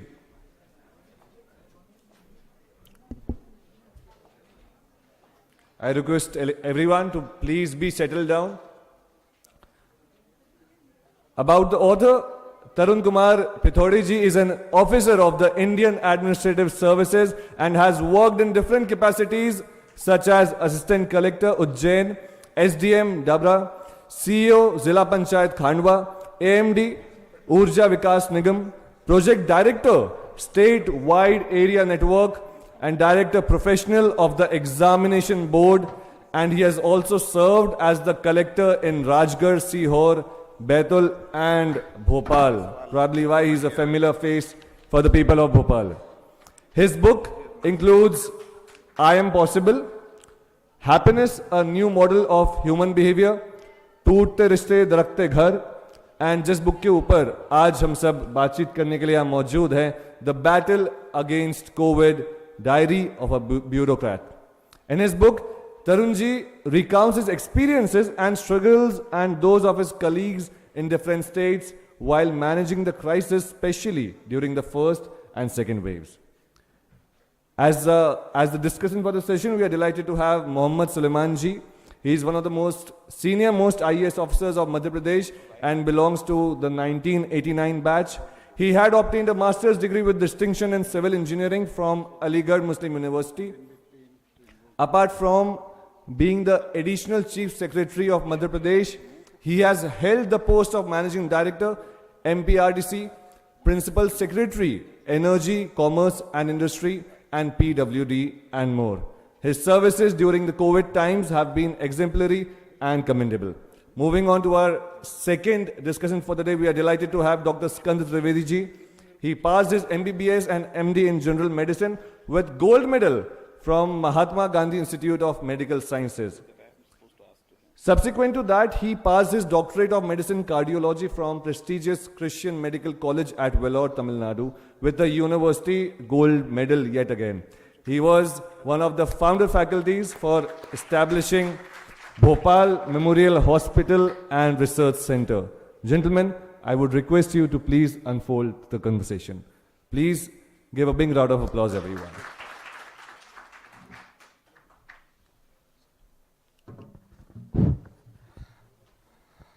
Thank you very much. So we have Tarun with us, who has written this book, The Battle Against COVID, Diary of a Bureaucrat. I would want to start the discussion with that, but let me first welcome Dr. Skanda Trivedi, who is the distinguished medical professional in Madhya Pradesh, not only in Bhopal, but in the entire state of Madhya Pradesh. I would request all of you to please give a big round of applause to him. He has been a great support to us during the management of epidemic, both in an advisory role and as a practitioner. So we are so thankful for him to be here. Tarun, my first question to you, it was a tough time when you were working as collector of Bhopal. That's a time when pandemic had just started. Nobody exactly knew what's going on. We were not even sure of our strategy where we should be headed. There's a lot of confusion in the public itself about what is the right thing. And I remember the days when a COVID patient was treated almost like a criminal. He has to be somehow put in a jail, kept away from the society.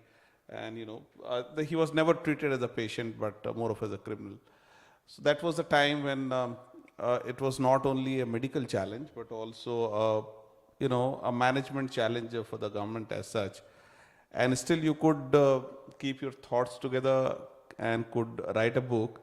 So I would really want you to tell us what was the motivation for taking up such a challenge during such a period. Thank you, sir. Sir, when I left the office, then I realized that for the last 3 to 4 months, they were so intense for me that I felt as if 4 years have passed, and every moment I had lived, I had felt about what I was doing and what was happening at that time, and I could feel the pain which people felt at the time, the difficulty we had in enforcing the lockdown, in ensuring the supply of vegetables and supply of essential goods. And then came the movement of migrant workers who started moving from one part of the country to the other part, and many of them passed through Madhya Pradesh. So these events were so intense, they touched my heart. I thought when I left the office, I thought I should write something about it. And when I started writing, one of my friends suggested that you should not only write about your own experiences, but you should be writing about the experiences of few other officers, maybe across the country, so that people can have an idea as to what has happened behind the curtain. Because people used to feel that the people who are standing at the forefront, as we know, they were the only people who were managing it. But how management was happening right from the top to the bottom, but the chain which was the district collector. So I thought I should tell about the work done by the teams across the country, especially district administration. And that was the motivation, sir. That was the reason I started writing. And I thought there should be a document which tells the people in future as to what happened, and this documentation remains forever. With your permission. as I mentioned, the initial days of COVID were absolutely different, and there was no full knowledge of how to treat a patient and how to deal with the patient. I still remember those days when contact tracing used to be the norm, and we'll enforce containment zones. What do you think? What was the biggest challenge that you faced in those initial days as collector of Bhopal? I remember once calling you up that somebody in Ashoka Garden area was circulating a video about COVID being a hoax and why nothing should be done about it, and you took some action also. So what was the biggest challenge that you faced during the initial days of COVID? So the biggest challenge was convincing people to remain in home, because people somehow felt, as you said, that such kind of videos and messages were doing rounds, and people were feeling that this is just a hoax. So we had to make people believe that this virus is real and you need to stay in your home to be safe. And second challenge was to take people out of their home and to put them in quarantine centers. And as you said that people initially thought that this is something very untouchable, and one was not able to feel the anxiety and the stress the patient was feeling. And we were just taking their family members and everyone who came in contact with that patient outside. So taking people to quarantine center was a challenge. Keeping people inside their home was a challenge. Ensuring the supply of essential goods was really a big challenge, sir. And at the same time, when amidst all this, when some students from Kashmir, they were staying in Jahangirabad, they told us that they want to go back to their homes. That was a big challenge for us, to take people out of that particular area where the virus had stuck the most, and there were many cases which were coming from Jahangirabad. So to ensure that everyone who leaves is not positive and he or she doesn't spread the virus any further, that was, I feel, the biggest challenge for us. Tarun, I think equally challenging was writing this book, penning this book down, when you are wearing a hat of a serving bureaucrat and that of an author. How did you balance yourself? I read with interest your book, and I find that you have wobbled only a bit when you are representing your thoughts, when you are representing your experience. By and large, you have done justice, and I'm extremely thankful to you for having brought number of heroes of COVID. All we heard all along was only one, that was Sonu Sood.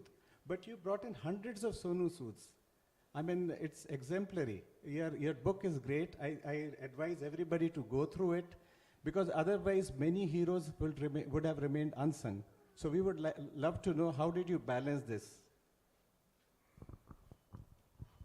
It was really difficult, when I started writing and interacting with so many people and requesting them for the time to either give interview or reply to the questionnaire or give their whatever they have in, whatever work they have done, to give it to me in writing, something like that, so that I can compile it. That was one of the biggest challenge. But when I was interacting with people, I realized the kind of hard work they have done. And as you said, there are many unsung heroes, like one Mr. R.K. Singh. He was sub-inspector in a Thana, Jahangirabad Thana, and the way he was conducting, the way he was working was inspiring. So I thought I should be writing about it. Then there is an SDM, Jameel, about whom I have written. I remember he had not slept for more than 3-4 days on many occasions, on not only one occasion, because he was commanding that area. He was in charge of Jahangirabad, Mangalwar, and all this area where the spread was maximum. So it was really difficult, but I have still tried that I could write about as many people as possible, as many sectors as possible. I have tried to write about the work done by various NGOs in a very brief. I have tried to write about the institutions like Red Cross, various other institutions that donated us a lot of stuff, masks, sanitizers, to fight against this virus. And when we appealed that we require these things, people came forward, not only for these materials, but for making available the food and all. So there were many heroes, and I feel I should have included many more, but it was really difficult to balance and to complete the book. so I could include these many people as possible. So if I read it correctly, I mean, you mentioned that in your book you have talked about the role of the government, individuals in the government, role of NGOs, hospitals, the private sector especially, and their tremendous contribution to the management of epidemic. And you tried to balancedly evaluate their contribution in your book in a very objective fashion. So what is your perception? How were these roles related, which was, kind of critical for the management of epidemic? Sir, thank you, sir, for asking that question. I feel no one can take credit of managing the pandemic, but the whole society, the way the society has come forward, and the way I have felt it, everyone was playing his or her role in a very positive manner, right from the top to the bottom. We were getting so great support from our seniors. It's not that I am just praising them, sir, but when I express that I am really not able to manage the kind of things happening, because we had to generate passes and we were getting requests in thousands of numbers every day. So it was really not manageable. Then these cases were coming, we had to make many teams. At that point of time, I was told by the seniors that, you should be asking for more officers, and I got those officers. So the kind of support we had. So I feel it was not the work of a single person or single agency. At the same time, as I have mentioned, many NGOs, they were distributing food, they were helping the workers to travel from one place to another. They were distributing even sleepers and shoes to these people who lacked it. And then there were people who were distributing foods, who were distributing ration to the needy. So at that time, there were many doctors, many nurses, many volunteers who came forward. They never cared for their life. And this is how the whole society, as I always say, I gave an example last time also when I was speaking somewhere. This example is about how civilization has grown. What is one of the most important things? People feel that sometimes it could be, discovery of the wheel or something like that. But one of the most important thing was how this civilization has grown only because we cooperate with each other, we help each other. And the example of Margaret Mead, when she, a great anthropologist, she told that the breaking of femur and, the healing of femur is one of the greatest example of how civilization has grown. So I feel with the help of each other, we all grow. With the help of everyone, we could manage so many things, and that's why the management of COVID in India has happened. In my personal view, it has happened very well, and we see the results today. We have done very well in various other sectors. I also read somewhere in your memoirs that there was a case of Mr. Veerapandyan, DM of Kurnool, who was first hunted by media and then haunted by media. And of course, we also had similar set of problems in higher administration here in the healthcare. How did you handle this? Because it was tough time. You have to deliver, you have to answer to the media. And by and large, I think media was reasonable, but sometimes they were not. So how did you manage that? It was tough time for all of you. Not to make people feel happy, but I should tell, sir, that people in media, they want communication. And if we are able to tell what we are doing, and if we are able to hear them for the things we are lacking, so we get great support, and that's what happened during that time. Sometimes I was faltering, and many people were suggesting, people from media, people from the society, and of course my seniors and even juniors, they were telling me that you're not doing this particular thing correctly.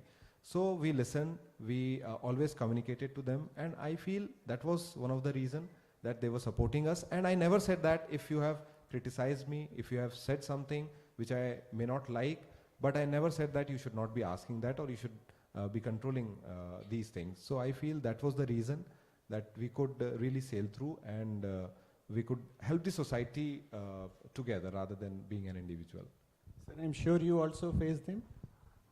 No, actually, I just want to come back to his book. One of the interesting aspects that I noticed is that, he could get views and experiences of many of his colleagues, not only from Madhya Pradesh, but from other states also.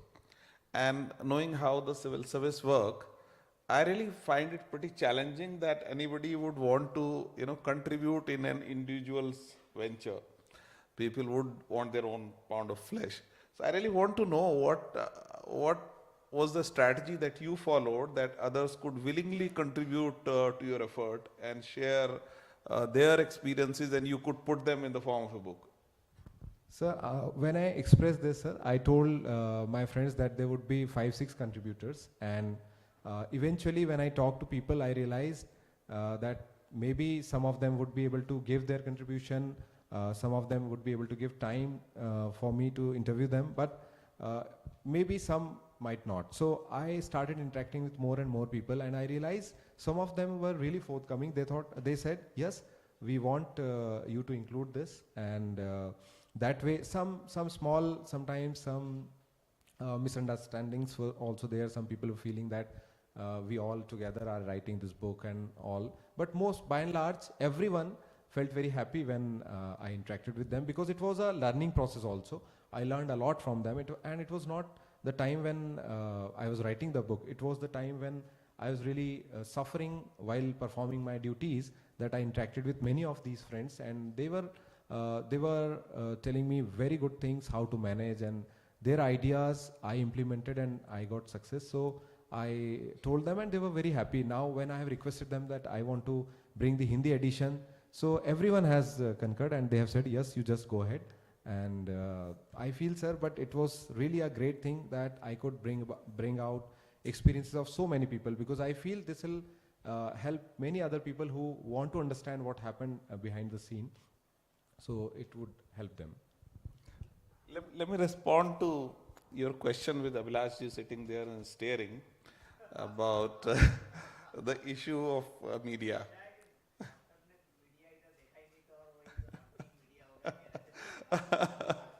So Abhilashji, let me just put it this way that, I, with zero experience of health, I came in to deal with the COVID, never worked in the health department, and I landed when it was just starting.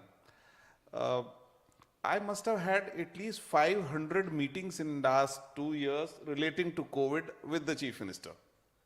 At least 500 is the minimum number.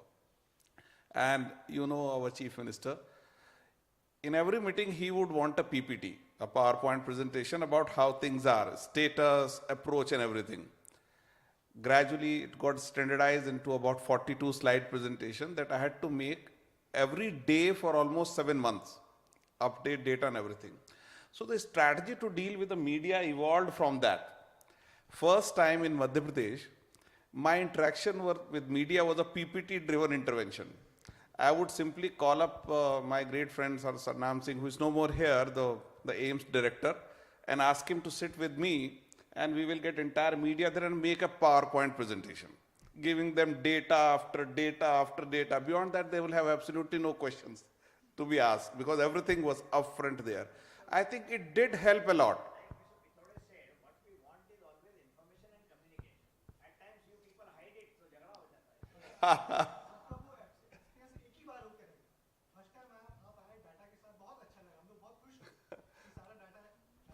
Four times.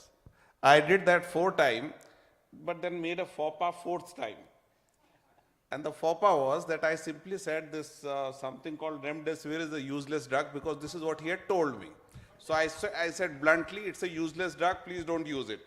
And then all the hell broke loose on my head, as if I don't want to do a thing like this.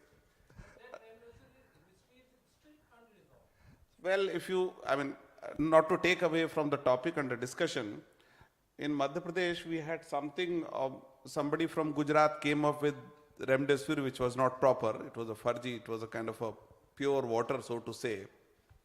I have data which basically says that the patient which were given that pure water and the patient which were given remdesivir, the survival was better in the pure water patients.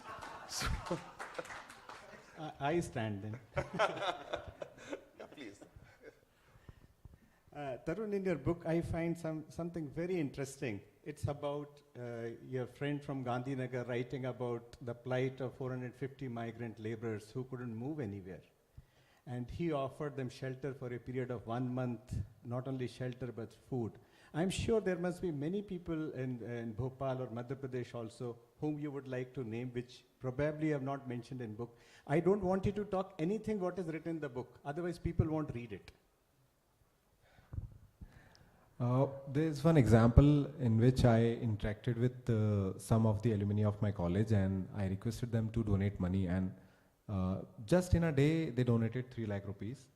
I appealed to another person who said, don't disclose my name.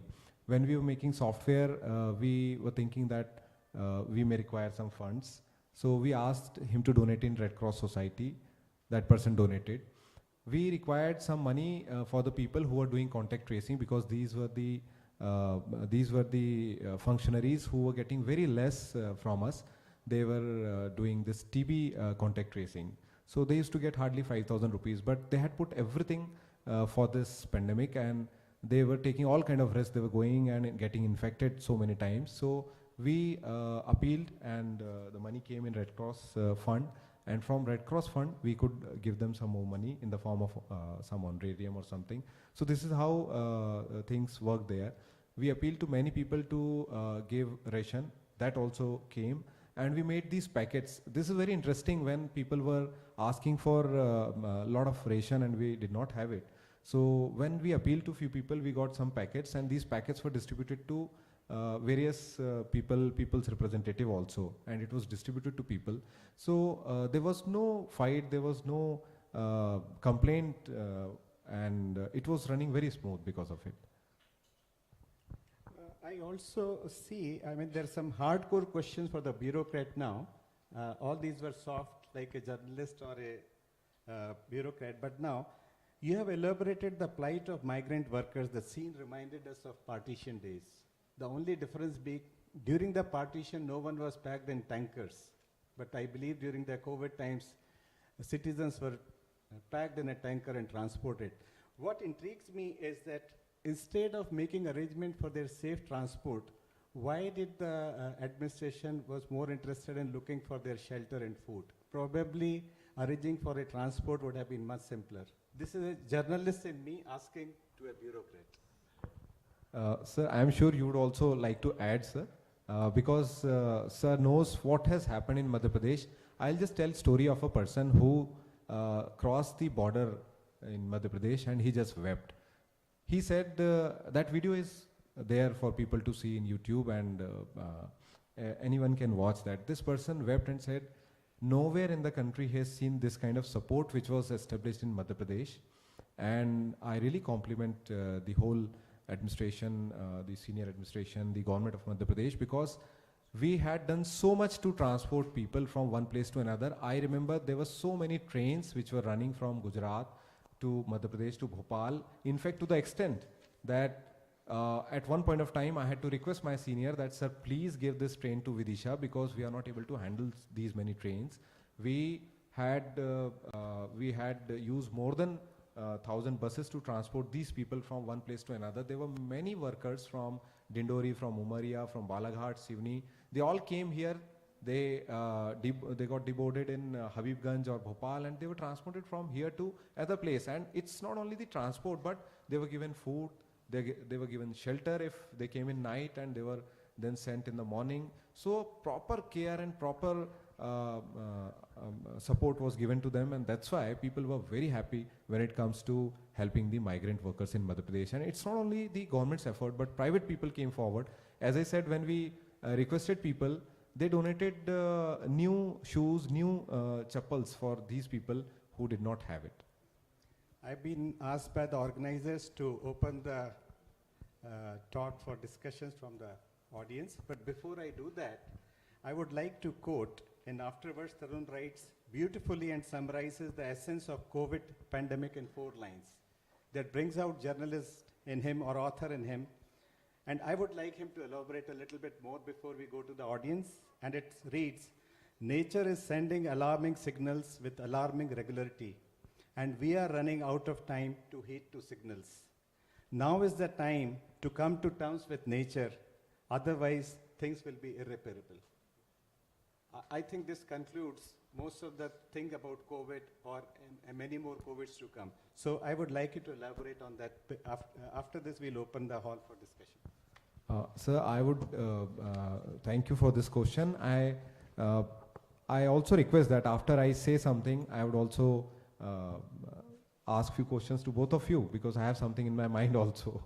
So this conclusion is nothing but the talk which was happening in the last session also about sustainability.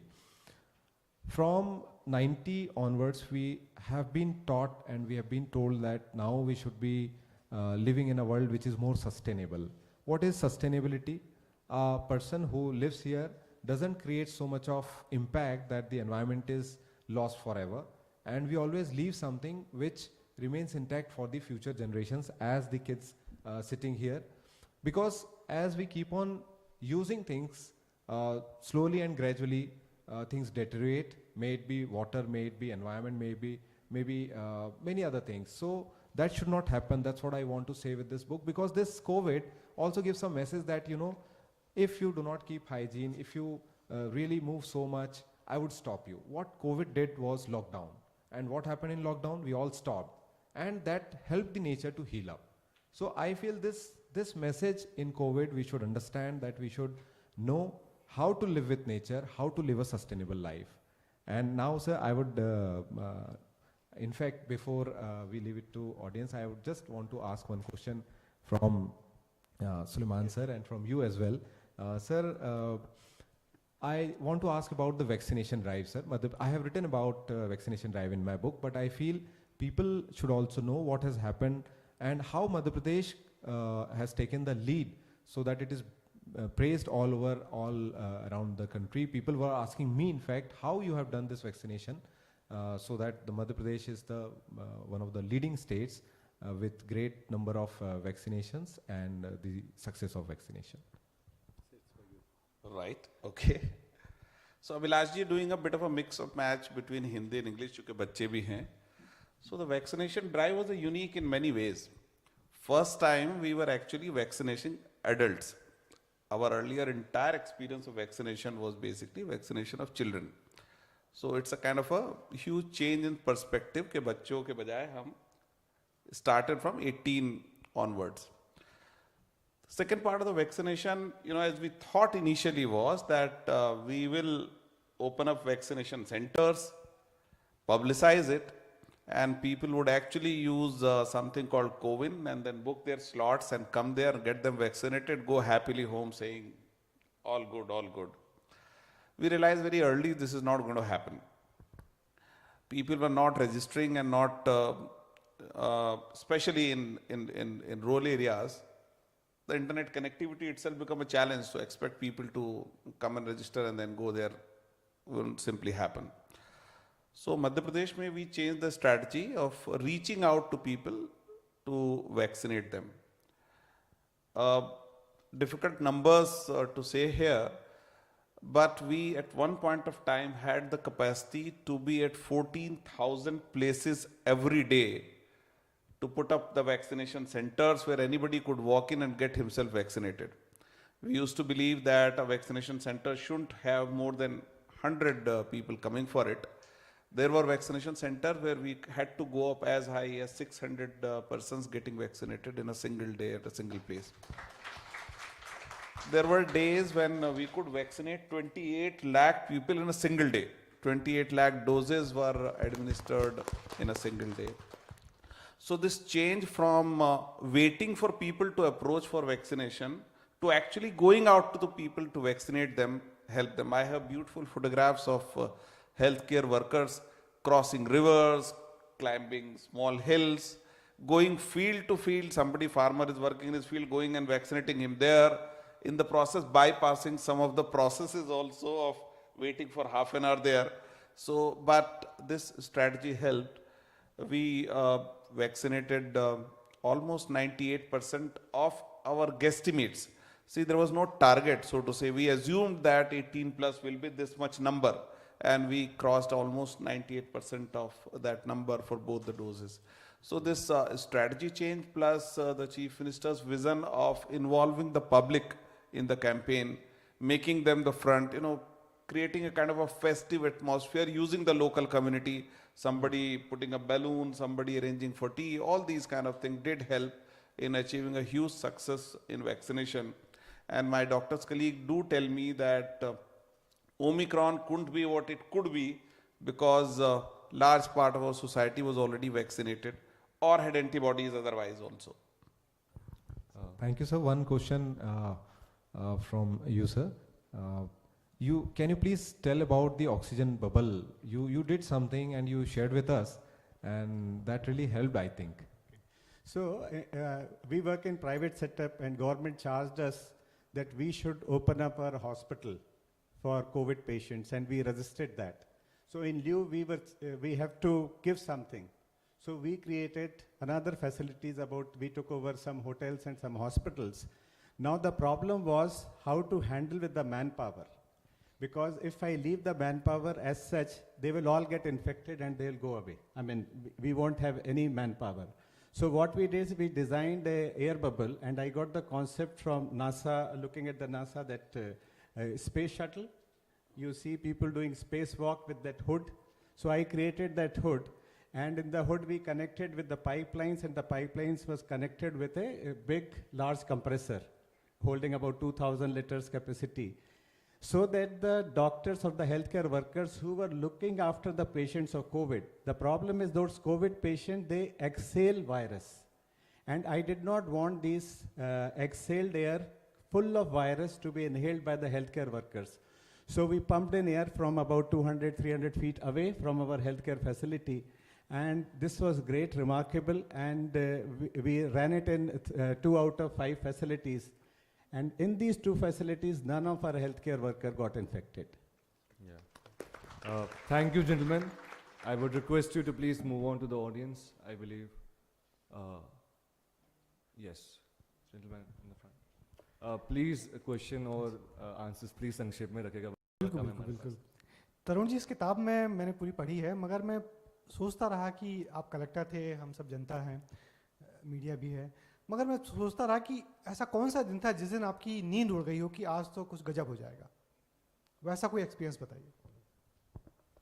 नींद तो वैसे रोज उड़ी रहती थी, लेकिन जिस दिन नींद खुली और उसके बाद नींद नहीं आई, वो दिन था जब sir, I think you might also remember sir, जब स्टार्टिंग में 2-4 केस आना ही बहुत बड़ी बात होती थी.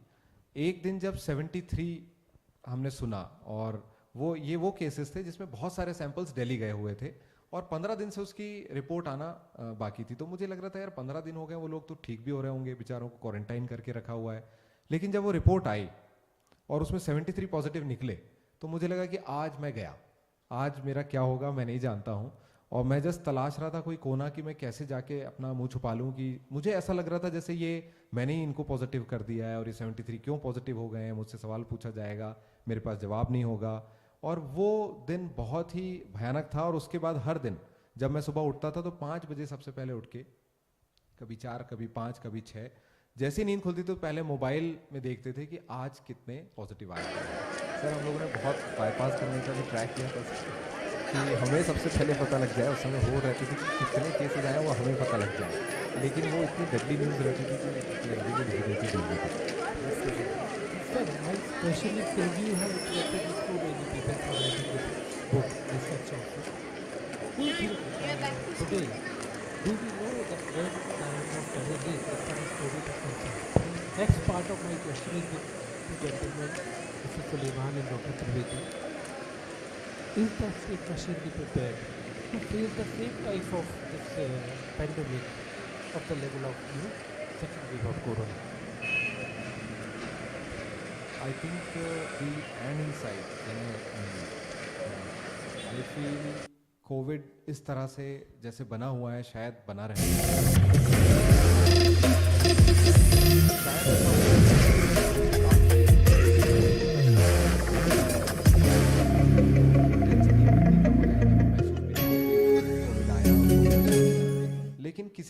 Hello, this is Randy with Excel for Freelancers, and welcome to the Lead and Prospect Manager.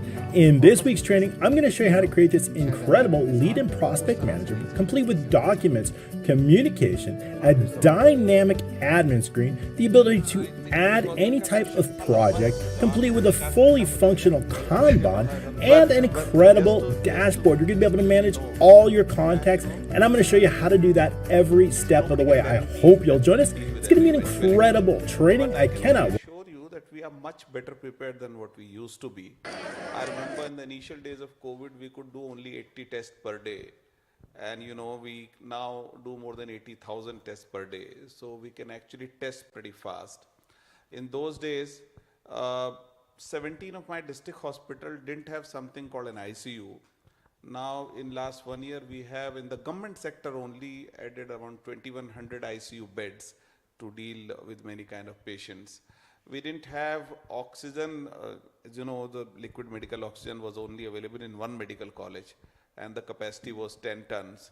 Now in the state sector, we have a capacity of around 500 tons in the medical college and hospitals, and the private sector has hugely expanded its capacity. Initially, there was a lot of resistance in the private sector to deal with the COVID patients. Now the private sector is fully geared up and ready to deal with any eventuality. So I would say we are much better than what we used to be. And that should give us a lot of confidence. If anything goes bad, we should be able to handle it. Okay, one quick question, please. I Quick think question. my friends are not troubling you much, Tarun sir. Just 1 minute, sir. I'll get the mic to you. Just 1 minute. So please, quick question. I think my friends are not troubling you much. So my question, because in your introduction you have said कि भाई पत्रकार बहुत ऐसी तस्वीरें दिखा रहे थे और फिर आप पहले चैप्टर में लिखते हैं कि किसी को पता नहीं था कि क्या करना है, तो थोड़ा सा विरोधाभास था। सवाल मेरा ये था सर कि काफ़ी सारी स्टोरीज हमने की हैं जिसमें शमशान के आंकड़े कुछ और कह रहे थे, प्रशासन के आंकड़े कुछ और कह रहे थे। ये ठीक बात है कि आसपास के ज़िलों के लोग भी आते थे, लेकिन जब हमने उनको भी जोड़ा तब भी वो आंकड़े सही नहीं बैठते थे।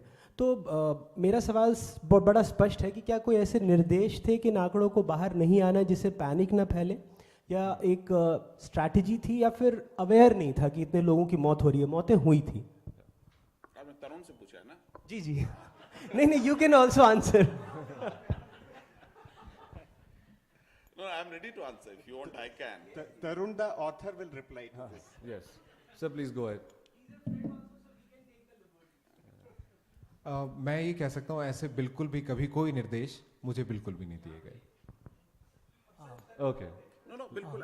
I'm being absolutely truthful to you when I say this, that the question of hiding anything was simply not there, but there is a factual issue. See, the health department is not a counter for dead bodies. We much rather count our patients, so many patients are there. The registration of death and life is someone else's job. So you are actually, many of time, the wrong question was asked to the wrong person and the answer was also wrong. So that was the challenge that point of time. Let us quickly move to the last question. Can you share a few learnings, at least two, one good and bad, which could be useful for post-COVID Bhopal or Madhya Pradesh? I think the learning is that we should. Sir, I'm so sorry. After the session. Please go ahead. The learning is we should learn how to deal with such pandemics, and now what to learn, Whenever such things happen, we should plan well and we should execute well. This is what I feel. In nutshell, I cannot go beyond it because it'll give me so many things. When small things happen, how we manage, how we interact with people. As we were talking, I have already answered few things that we should communicate properly, as sir has also said. Yes, it's applicable to post-COVID Bhopal also. This is one thing which happened and we should learn from it and we should move on and we should implement these things for our future challenges. I'm sorry, she wanted to ask if you allow. Sir, I'm really sorry, we're running out of time. देखिए, सभी के सवाल है, मैं request करूँ कि अब hall के बाहर आप सवाल ज़रूर पूछ सकते हैं. They are here for a while. And thank you so much, gentlemen, for that wonderful discussion.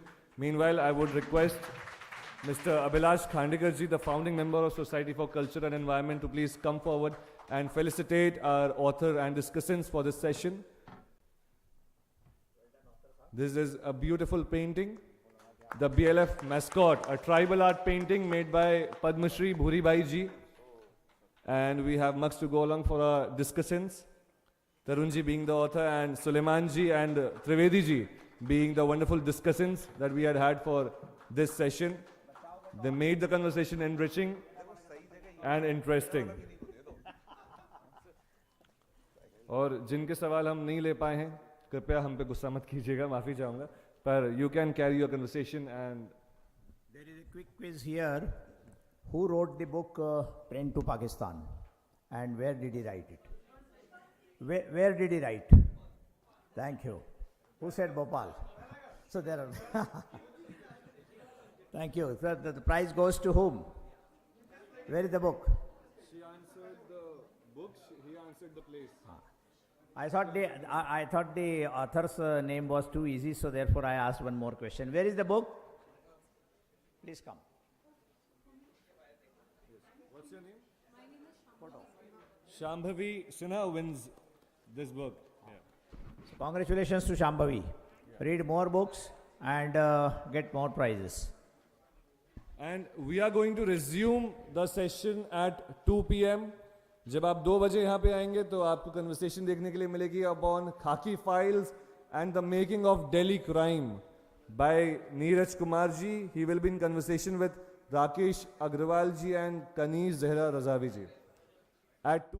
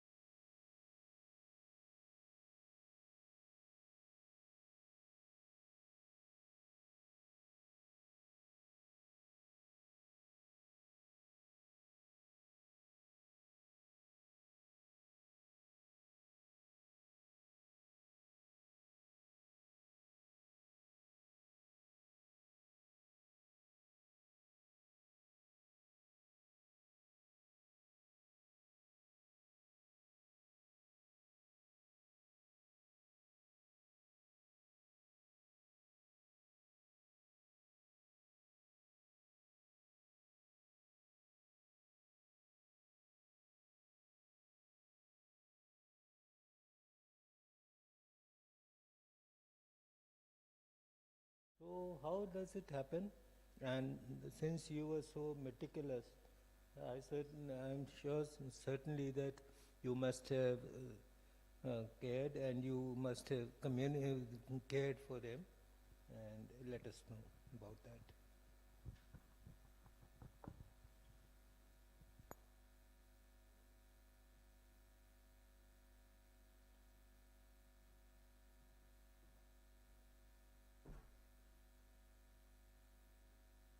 Right, sure.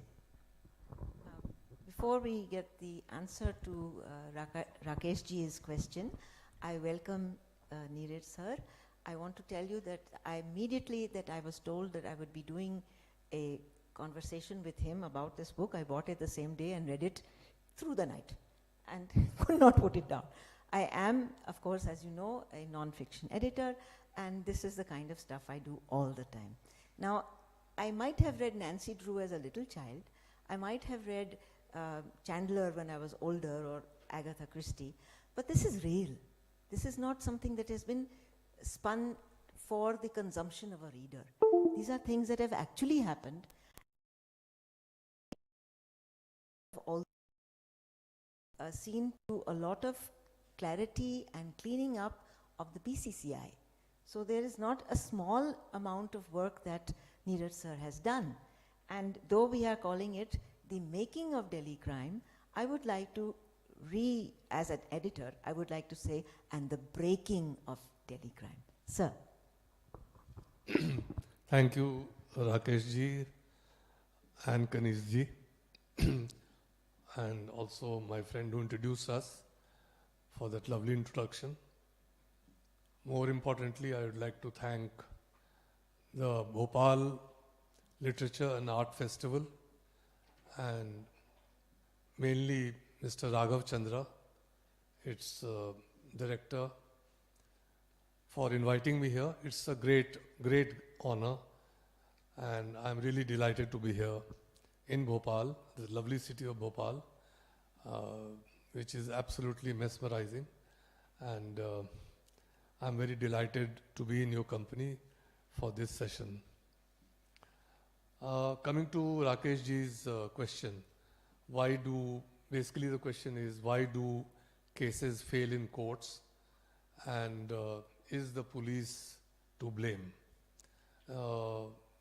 My response is, yes, it is a fact that many cases fail in court, because once the case is solved and once a press conference is addressed by the chief of police, whether he's a SSP or whether he's DIG or whoever, it is a fact that people lose track of a lot of things that need to be done as a follow-up. I mean, it is undeniable. In fact, having cracked the case is just the beginning of the entire process of bringing a criminal to book. The finding of evidence and evidence linking the criminal to the crime and its presentation before the court, taking care of the witnesses, making sure that the witnesses appear on the due date, making sure that the witnesses do not get intimidated by the other side, and making sure that no hanky-panky is done by the courts themselves. Unfortunately today, we are in a situation where, the response, or shall we say the way the courts are conducting themselves, is also sometimes called into doubt. Therefore, this is an entire process. Even the prosecution, the prosecutor who presents the case, sometimes he also gets bought by the other side or gets intimidated. So it's a very long fight, and the ownership of any case has to be taken by a police officer. Generally, it is left to the investigating officer who, has to follow up on all these steps. Unfortunately, the truth is that he gets transferred the supervisory levels get transferred, and with passage of time, people lose track of those cases.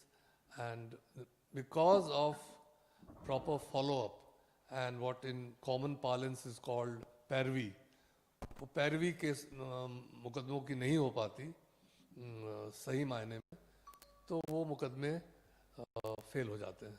तो आपका कहना बिल्कुल सही है, और इसमें मैं गलती कई लोगों की है, लेकिन मैं इंडियन पुलिस सर्विस ऑफिसर्स या जो सुपरवाइजरी ऑफिसर्स हैं उनकी गलती ज़्यादा मानता हूँ. आपने केस सॉल्व कर दिया, या आप जब किसी ज़िले के कप्तान थे या एसएसपी थे तो आपके अंदर वो केस सॉल्व हो गया, आपने वाहवाही लूट ली, लेकिन उसके बाद आप उस केस के बारे में बिल्कुल भूल गए. हाँ, तो ये नहीं होना चाहिए. ये आपकी जिम्मेवारी है कि आपके मेमोरी बैंक से वो केस कभी ना हटे और आप उसको फॉलो अप करते रहें, और चाहे आईओ कहीं भी हो आप उसको फॉलो करें और उसको इंश्योर करें कि वो केस कोर्ट में ठीक तरह से उसकी पैरवी हो. मैंने आपसे ये question I ask you because my father was a high court जज in Allahabad high court, and he used to sit with his juniors and discuss threadbare what they should argue and how the case has to go to the court. And I would get completely bored the way they would do it. But now I realize how important it was. And of course, they never had a meeting with police officers. They would discuss with themselves. But I think police had a major role to Obviously. play. And 1 second. For the benefit of the audience, I just want to explain to you that there are various pillars of our criminal justice system in our country. One is, of course, that as soon as a crime is committed, the matter is brought to the notice of the police. It is for the police to reach the spot, investigate the case, catch the culprits, collect evidence, and file a charge sheet. And the charge sheet then goes to the court. Then comes the prosecution, which means the prosecutors come into action.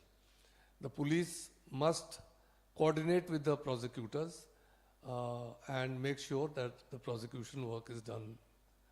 Then the next pillar is, after prosecution, are the courts. The courts also have a duty to perform. They should make sure that the guilty do not go scot-free, and immediate bail is not granted on some flimsy ground just because the accused is a powerful person and so on. And even that is after the courts also, there is another pillar which we totally forget about, and that is our correctional services, which are the prisons. When a convict goes to a prison, even if in that rare situation when a man gets convicted, once he is in a prison, he should be reformed before he is sent back into the society so that he can reintegrate. So all pillars have to play their role to keep the society as crime-free as possible. If any wing is not up to its task, the society suffers. Thank you. Hello. I wanted to just go into the book a bit, and there is a very interesting story called the Lakvi Code. Now, we have heard Da Vinci Code, I think most of us, and book readers are interested in those kinds of books, but I'm very impressed and I'm very interested in the way that Neeraj Kumar sir has used things that we could understand to introduce his chapters. Now, the Lakvi Code, I won't tell you the story at all. You must read the book. It is a good book to read. And of course, you know, I've been reading since I was 3, and I don't breathe without reading. So that is my commitment. And that is why we are all here. I wanted to ask, sir, that this gentleman came along to the office considering that one of his junior colleagues that was working with Sir was trying to solve a code which was not getting solved. And they had several kinds of departments and different kinds of wings of people to help them. But it was not getting solved. And this gentleman comes and he sits with his friend and says, "What are you up to?" He said, "I am very busy, I can't manage, this code is troubling me." He said, "What is the code? I will try to see to it." Now, long story short, the story itself is very interesting. The code does get solved. How it gets solved, I won't tell you. And I won't tell you what the code was about. But I want to know from Sir, did the gentleman who helped you, who was not part of the force, get a job? That is what he came for, to Delhi. Yeah, it's a story very dear to my heart as well, where an ordinary, very ordinary graduate who had just finished his education, he came to a colleague's office and found him in a very disturbed state of mind. And when he asked his senior colleague what he was worried about, he said, there is a very important, very dastardly crime going to happen in Delhi, and the secret to that crime is given in a code, and we cannot crack the code.